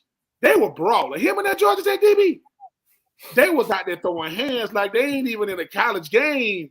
So I was like, listen, he's a dog twice. He's a dog in life and he played for the Dogs. He's the type of guy you want. So, hey, shout out to him. All right. Well, now, I mean, obviously, you know, we got to talk about my Birds collapse down there in Big D. Obviously, up 21-0. About 8 minutes left in the second quarter. Couldn't start off any better if you're an Eagles fan. You know, then they, you know, turned into Cinderella, turned into a pumpkin come the second half, and just was a completely different defense. I'm gonna note two different things because you had two big injuries that happened. Reed Blankenship, who's basically their quarterback of the secondary, goes out with an injury. Then you lose Andrew Mukumba due to Sidney Brown kind of make a tackle and he fractured his ankle. So you lose both of your safeties. So I'm not overly surprised that Dallas was able to mount that back, but you know, there's a lot of things going on in Philadelphia right now. And you know, we've been seeing a lot of stuff happening, you know, talking about, the overuse of Saquon last year is showing its effect. Is it Kevin Patullo's play calling? Is the offensive line not showing up? Now, obviously, we were talking about the potential last week that, you know, maybe A.J. Brown isn't the same type of player. When he was asked in that in the media, it was, well, you could say the same thing about Saquon, right? Now, to Saquon's, credit, he basically has put this on himself. Now, I'm going to say, you know, when you look at this picture as a whole, do I think maybe it's Saquon making some of these wrong decisions? That may be correct, but when you're getting hit 3 yards into the backfield like he was there in New York, it's looking like the similar situation. So I am going to say that I think we've only had the same offensive line outside of Steen play one full game together this season. You cannot. We talked about the Lane Johnson effect. That is a real thing. When you're now 9 games below 500, when Lane isn't in the starting lineup, that's a real thing. I think Landon Dickerson hasn't played like the dog he was last year. I think the fact that Cam Jurgens has been in and out of the lineup is a thing to note. I think also Jordan Mailata has been called on a lot of penalties. I think what really cost the Eagles this game was the 2 key turnovers. You know, the Saquon fumble, then the Xavier Gibson, the most idiotic play I've seen a kick returner do here in Philadelphia, right? But 14 penalties plus the turnovers is not conductive of what you see out of a championship team. Now, I'm going to pull up some comments here from Nick Foles. He was doing a podcast. He's done a lot of stuff over there, and his thoughts on it was Kevin Patullo is a great dude, great coach, but there's an art to play calling that not everyone has, and it's showing up this year. I mean, I see a lot of finger pointing going on, but I'm going to go back to the penalties. I'm going to back to the penalties in the offensive line. When you're averaging almost 10 penalties a game, you're putting your offense and your defense in a bad situation. That if they clean that up and win the turnover battle, I think they will find themselves deep into January. If not, I could very well see it being like 2023, wild card exit, first round exit, divisional round exit, however it plays out. You know, obviously we're the number 2 seed as we sit right now, but I mean, a lot of finger pointing going on. Up to this week, it was all on Jalen. I felt that he played a great game, but I've also talked about this before. If he's throwing more than 35 times a game, you're not going to be in a good situation. When Saquon Barkley is only getting 10 carries in a game, you're not going to find yourself in a winning situation. They need to figure out the running game. They need to figure the balance out, and I think that they'll be all right.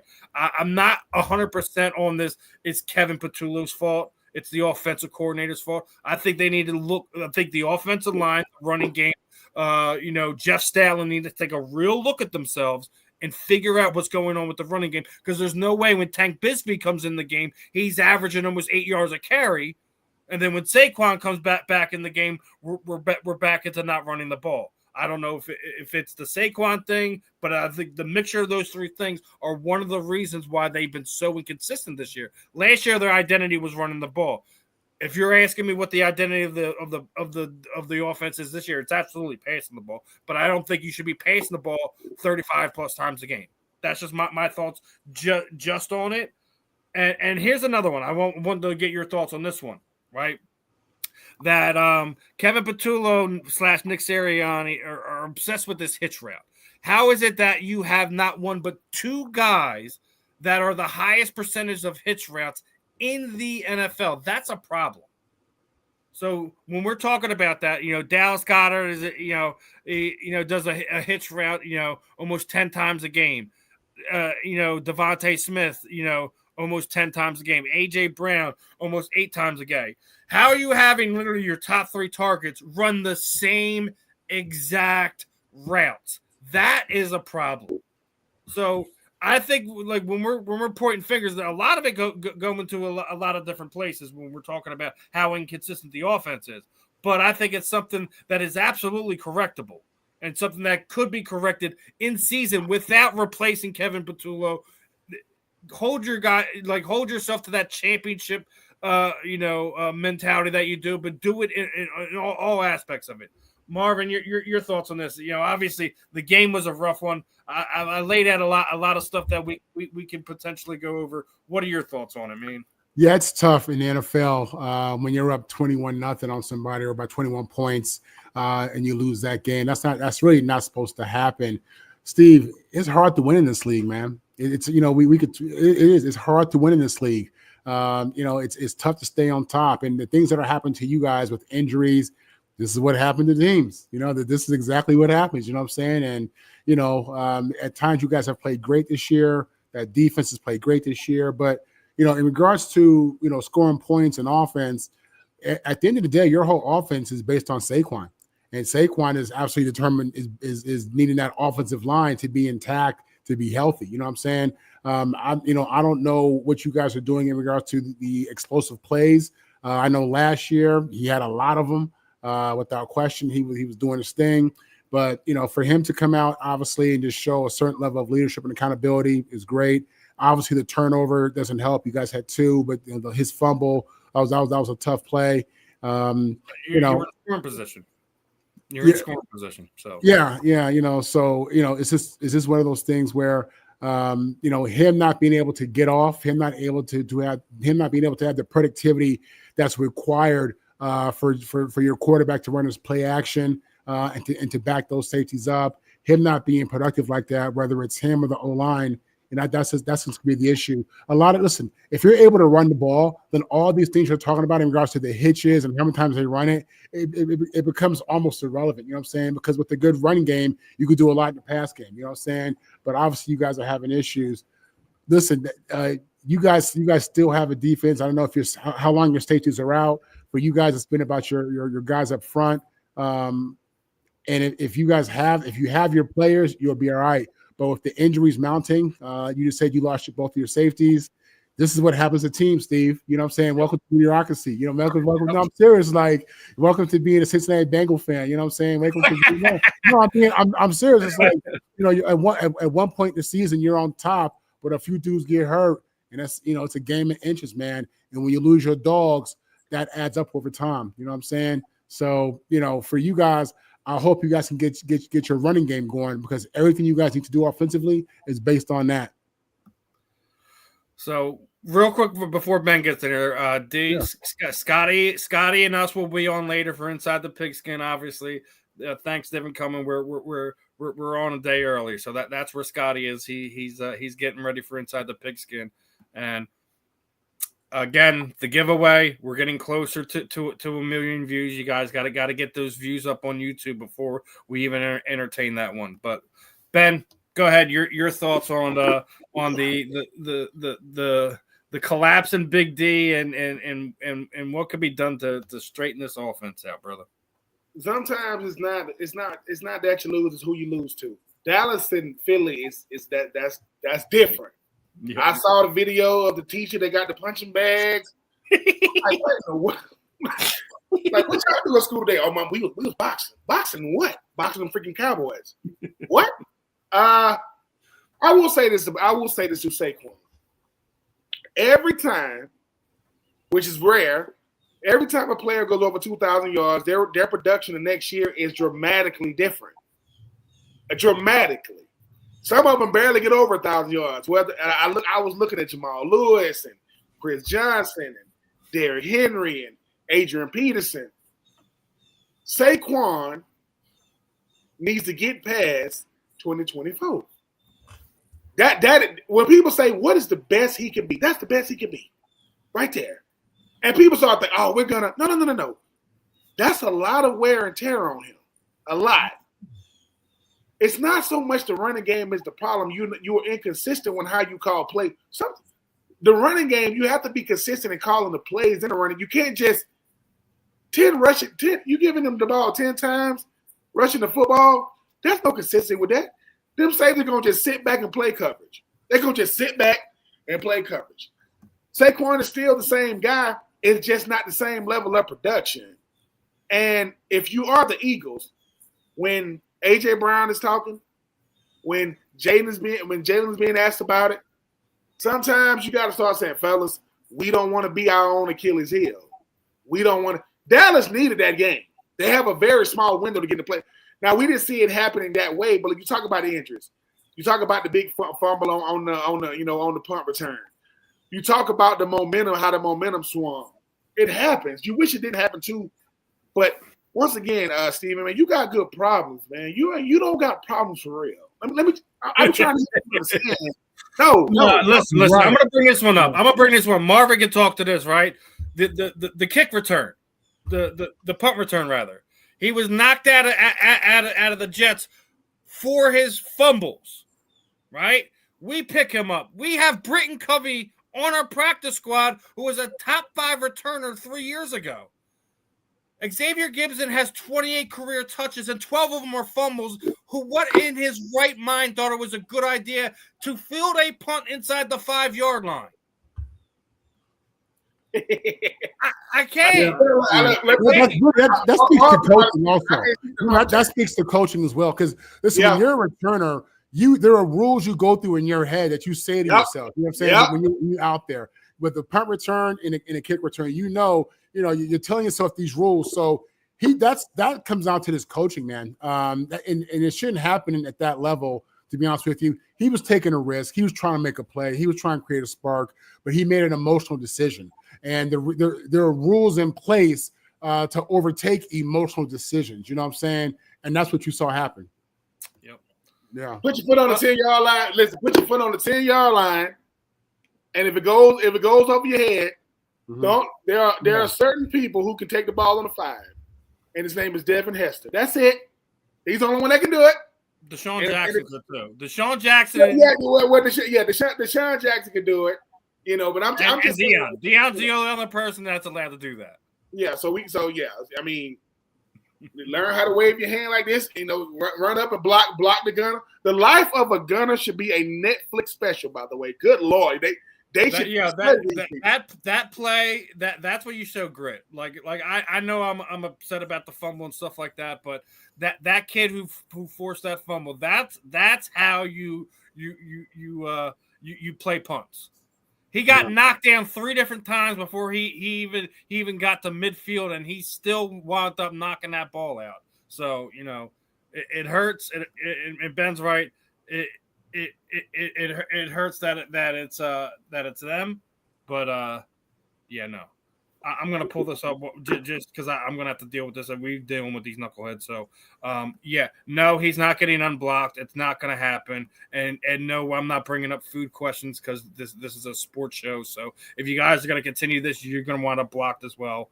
Anyways, I ain't got no time for your nonsense today. Anyways. Now, we were talking about the injuries, right? Obviously, losing Mukumba is a big deal. He was playing great as a rookie. I think Blankenship will be back. He was having a thigh issue, is why he was out for the rest of the game. But I think it's real simple. Is it Sidney Brown going to be the guy, or are we going to reunite Vic Fangio with Justin Simmons as he's still available? What are your guys' thoughts on this one? You think they're gonna bring in somebody like Justin, or keep going with Sidney Brown, Marvin? I couldn't even call it, to be honest with you. I don't have a take for that. I don't know. I can see him getting somebody like Simmons because you got to have a veteran that can pick. You got to pick up his offense really, really quickly, like really, really fast, and you got to have a guy. Blankenship, y'all had two really good safeties. Like y'all got that pick in the end zone. Sorry, CD, but he can't put it nowhere else. He just out-athleted you to get the pick. Simmons, once again, this is the same Simmons that played for the Falcons last year. And he ain't gonna go over there with the Eagles. He ain't gonna be balling. Anyway, I can see him bringing in Simmons, Steve, because once again, y'all bringing in veterans, they got to play. This ain't no just fill-in. Hey, man, we got postseason aspirations. Mm-hmm. And once you out there, you out there. So y'all can see y'all getting somebody like Simmons. And like I said, Coach Fangio's defense seems to be very, very fun to play in. Yep. Because they put guys in position to make plays. They're not asking you to play out of position. Just do what we coach you to do. Be where you're supposed to be.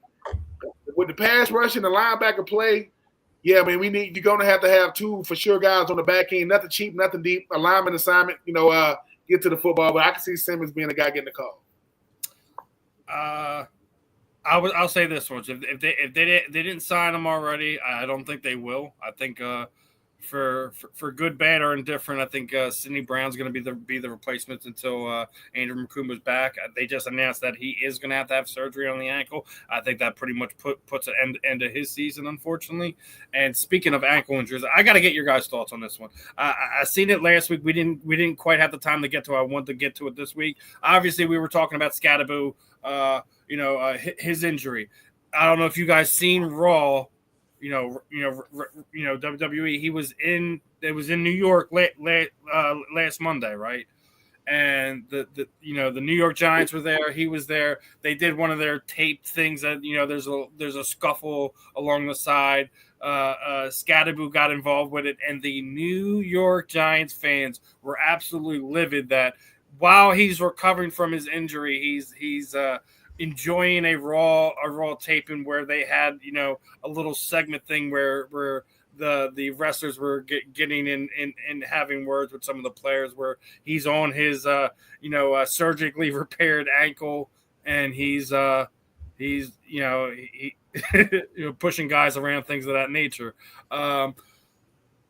Just a quick thought on this one, Marvin. Are you okay with him doing a little fun side action, or do you think he needs to concentrate on his recovery? If I was his agent, if I was his parent, if I was his coach, if I was his teammate, I would have told him not to do it, to be honest with you, because I understand how that's perceived.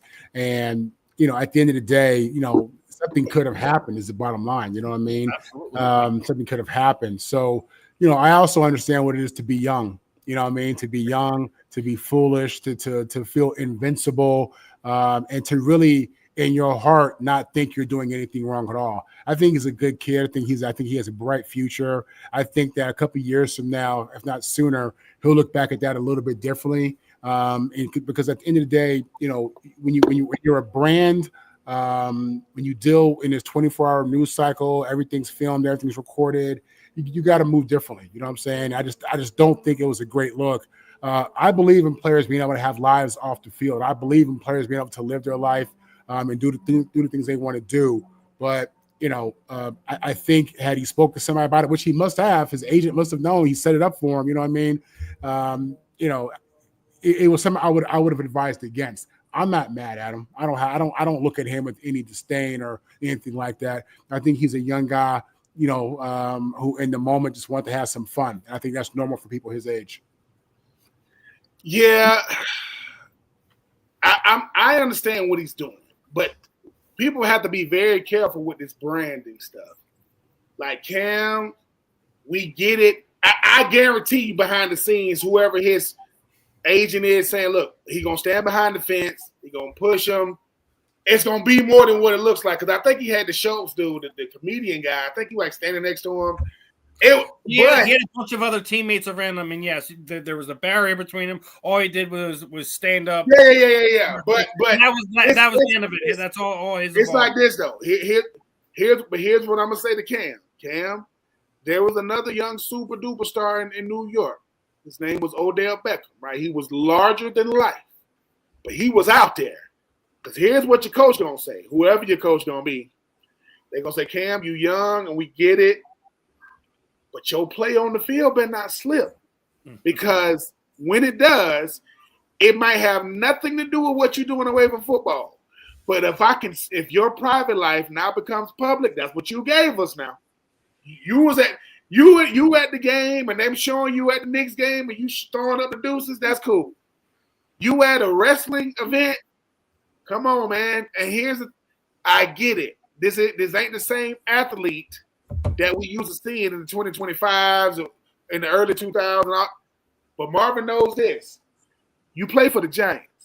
That's who signs your checks. We gonna need you to be at the facility. If you talking trash while you sitting on the treadmill, but if I look up and that's what my injured, because guess who you don't see? Where Malik Neighbors at? You don't see him, and he been injured before you. Where did you see Jackson Dart? He was out there doing a little dance after Jameis Winston had a little touchdown catch. Cam, you spent your whole life trying to be in this position. I know the bright lights in New York is different. It's all outside of maybe LA, maybe Chicago. It ain't many cities like New York. And I get it. Sit right there at your house and do your little Twitch videos. Do those. Because at least you're at home. Because if that wrestler would have forgot the contract negotiation and would have hit you back, now breaking news, he done re-injured. Cam, a lot of things could go wrong, young man. Go home, play video games, go up to the facility, rehab. Because we seeing Cam a little bit too much these days. We seeing him a lot. I mean, for a person, and then you're on the little bike they give you when your lower extremities are injured. Just don't do it, Cam. I'm just saying, most guys don't have his profile, but you being known for everything but football.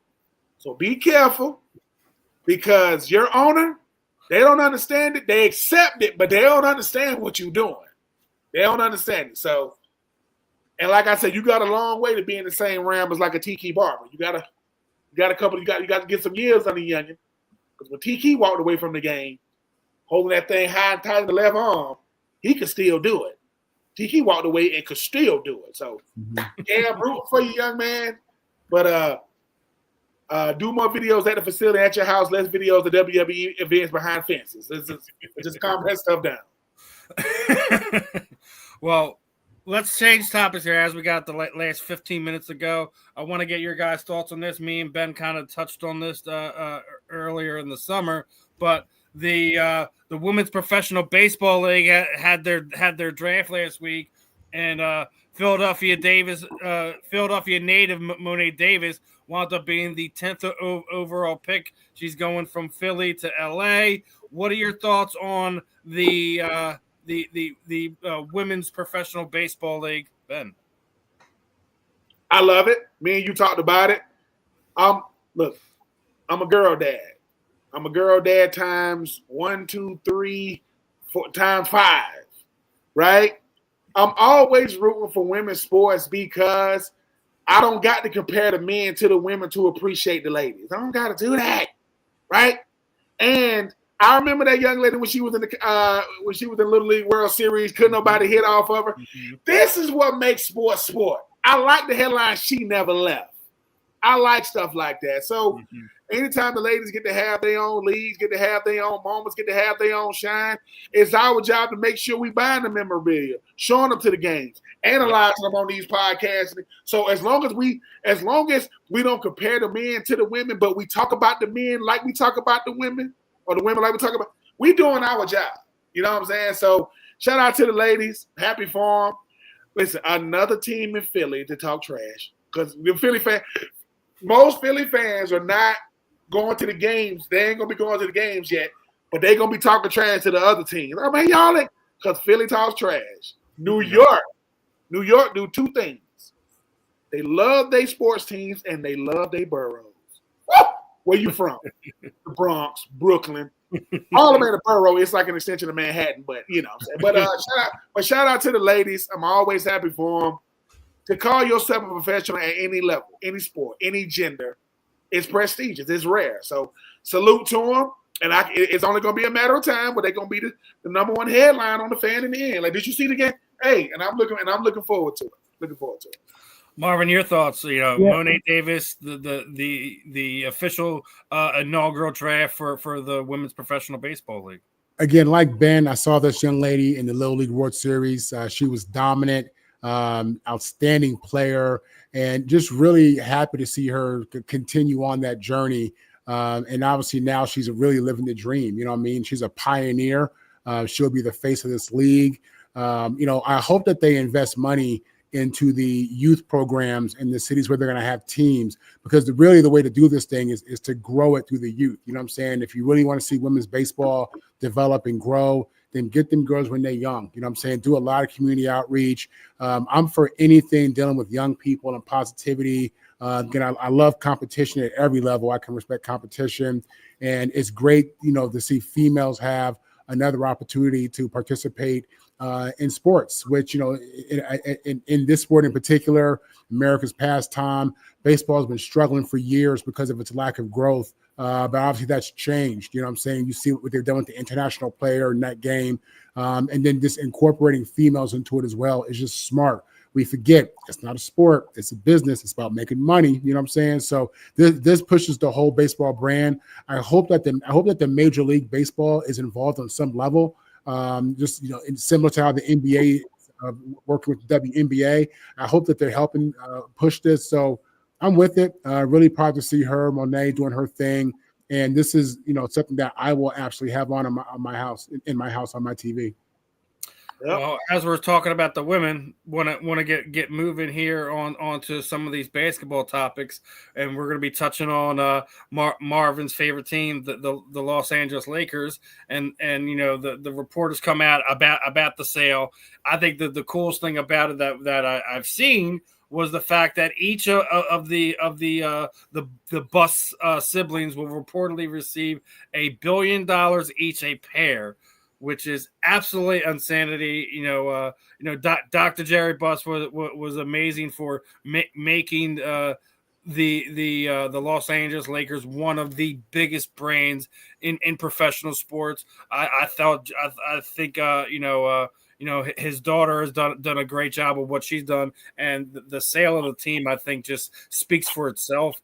We were just talking about the ladies, so I'm going to start with you, Marvin. Obviously, this is one of your teams here. What are your thoughts about the sale and what Jeannie Buss has done here? Well, Jeannie Buss, my USC Trojan sister, has done a phenomenal job with them Lakers. Listen, when you're a dad, when you're an entrepreneur, when you're a dreamer, this is what you do it for. You know what I'm saying? You do it to put your kids in a position where they can be great, on a different level. You plant seeds. You take chances, and I think, all entrepreneurs, all young entrepreneurs, first-time entrepreneurs, people new into that area can see that, and it gives you inspiration, to be honest with you, of what could be, you know what I'm saying? What could be one day, you know what I mean? So love it. It's the same organization that's taken over the Dodgers, which I love because the Dodgers are well-run, and they do a phenomenal job. And is I'm with it, man. I'm with it. I think this is a good thing for the organization. I think we need different leadership, and not that Janie's not good or has done a good job, but I think after so many years, especially as we come to the end of the LeBron days, it's good to see new leadership, inspiring leadership. And listen, they're gonna all get a Billy, and they still retain like 15% of the team. So to me, it's really a win-win situation. But once you get to the point where all the siblings is going to each get a B, and you still get to retain the team in part and call yourself an owner for real, and still walk that town like the owner of the Lakers and get them seats and have that impact and still continue to be able to create those relationships. I mean, that's just a win, man. That's a win. Kudos to their dad for having that vision and having the guts to put himself out there. Yep. Ben. That's legacy. Legacy is what you do when you're dead and gone. It lives on when you're gone. Mr. Buzz, he said, look, I'm going to leave it in y'all hands and I'm going to trust you with it. I mean, Jimmy Buzz is the 2025 version of Bruce Wayne because his family the one owned everything. And when they died, he's like, I got to keep this around. And he didn't want it. He didn't realize how impactful it was until he had to run it. Jimmy Buzz said, but you just said it, Marv, me and my siblings get a bill apiece, but I still get to make decisions. They put that in the contract. Hey, you own the Lakers. We run the team. That is business. Business is, hey, man, you going to sell that? Yeah, I'm going to sell it off, but they got to still use my name. What you mean? Because they buying me. Yeah, and the Lakers, no matter what, like them or love them, they are the gold standard. When you start talking about branding, I know Dallas doing what they doing, but Jeannie Butt told her brothers, watch the flex, though. Watch the flex. We going to sell it, keep a small stake in it to still be in the meat. Because, look, we are running the decisions, the operating decision when it comes to the Lakers. Why? Because he got the money. He don't know how to run it yet, so he had to watch us run it. And we going to put it, we decide when we leave. They can't just vote us out. Man, that's business. That's when people be saying, most teams in sports ain't finna win no championships. The Lakers got so many they could donate some to some of these other teams, right? Jimmy Butt said, no, my daddy taught me how to sit at this negotiating table and handle business. And that's what she did. So, and no matter what, she's responsible for LeBron coming. Call it what you want. Jeannie said, I could get him to come. And he won a chip with us. I don't agree. I don't agree with Fisher saying if LeBron get a statue, he should get two. Fisher, I love you, but we don't got to do that, man. We don't got to do that. But what I will say is this: people say, why won't LeBron just lead the Lakers? Because he's trying to learn all he can learn from his boss. What? Oh, he's trying to learn everything he can learn. So I love the fact that they doing business, and with all these, listen, just like the Miss Ursay over there with the Colts. Don't let these ladies start running. Hey, if they daddy's girls. My daddy's gone, but hey, daddy, we good. We got you. We got you. Now we got two more basketball topics I want to get your thoughts on now. Obviously, over the past few years, Netflix has grown exponentially. We've seen some of their sports related shows they've done. The quarterback show has gotten, from what I've seen, they're getting ready to do a third season now. But unfortunately, the NBA's counterpart to the quarterback, the starting five, has officially been canceled. From what I was reading, that the viewership was way down. It wasn't even in the same stratosphere as what they were getting through the quarterback show.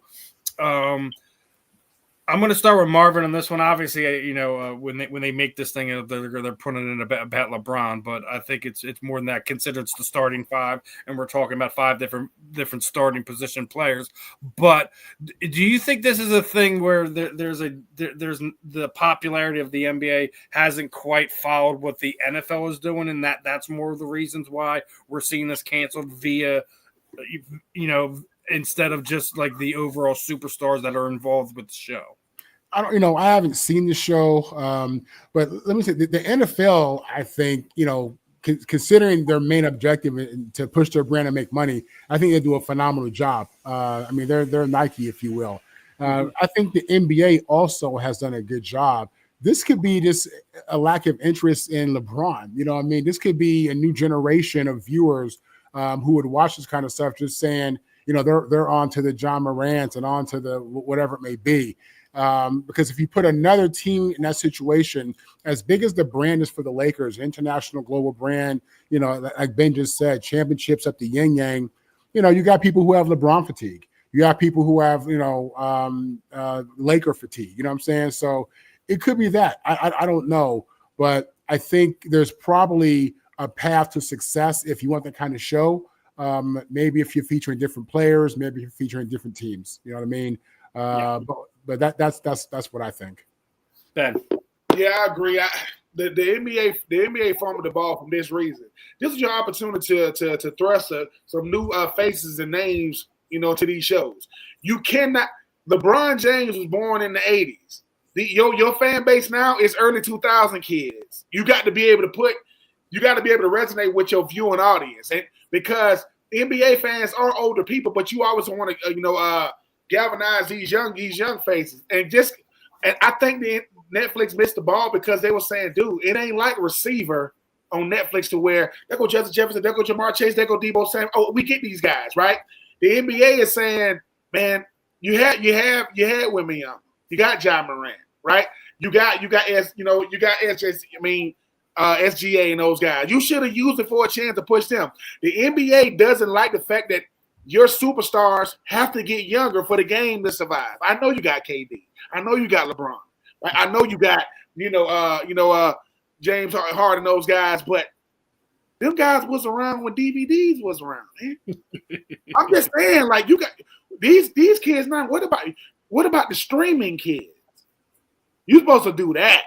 Now, could you have I think you have a starting five for different audiences. You can't just make us like people do have LeBron fatigue, and people respect LeBron, but LeBron's been in the league so long, his son is in the league. So put it on Bronny. You know what I'm saying? Like, he's been around that long. They say, man, I remember when I played against Bronny. So, yeah, they just dropped the ball. But I would say this. I think if any other league would have done it, the Rays would. You don't compete with the NFL. Not in America. I don't care what the brand is. Like baseball, hockey, golf, tennis, track. NFL is supreme. Now, I think the only thing that could have competed with the NFL had it been a starting five or something with college football, that could have competed a little bit, depending on the school, the player, the coach, the tradition. Sorry, man, but people probably said LeBron again. That's probably what they say. It's something with LeBron again, because LeBron is everywhere. He's not just basketball. So. Yeah, but I think it's because of what you went up against. You don't go up against the NFL. Not if you want ratings when it comes to sports. A regular season game, when I think Dallas play on Monday night, they play on Thanksgiving. I think them in Kansas City. Let's watch those ratings. I want you to see those ratings when that game is over. It is Dak and Patrick Mahomes in that NBA Finals can't deal with regular season games in the NFL. So you know Netflix ratings. So I know we're down to the last 2 minutes or so. I want to get at least Marvin's thoughts on this last topic, right? Obviously, coming into this year, I've basically been calling LeBron James the Cal Ripken of the NBA. He's the Iron Man, right? Mm-hmm. But unfortunately, Iron Man's been falling apart, and because of what he's missed at the beginning of the season, if he misses 4 more games, he's going to be ineligible for the NBA awards. What are your thoughts on that? I know the Lakers are your guy, LeBron's your guy. What are your thoughts there, Marvin? Yeah, so obviously this was put in place because they want to stop, guys from taking their own sick days. You know what I mean? The guys missing games and load management, I think it was from a fan's perspective hurting the game. So, and then you attach this to something that's attached to your bonus structure. You know what I'm saying? So players, in order to make their money, they got to make, all NBA, first team, second or third. They got to make all defensive, first team, second or third. And if you're missing games, then you ain't eligible for them all-star teams. If you ain't making them all-star teams, you ain't hitting your money. That's messing your contract up, what you can make. there should be a grandfather clock in there for people LeBron's age. There should absolutely be something in their CBA that allows for you to have load management if you've played 13 plus years in the league, whatever it may be. Or you should have the Michael Jordan rule, which would apply to LeBron James too. If you're a certain caliber player and you mean so much to the league and to our ratings, and you've been in the league 20 years or whatever it may be, again, there's exceptions. So I think what they did with this rule is a good thing, big picture. I think they have the right thing in mind. But I think now you realize where you have to have exceptions, and every rule has exceptions. And when the bottom line is making money, again, you want to have exceptions. So I hate it because LeBron James we're at the first half of the season. He still legitimately may earn in the minds of fans, an all NBA position. You know what I'm saying?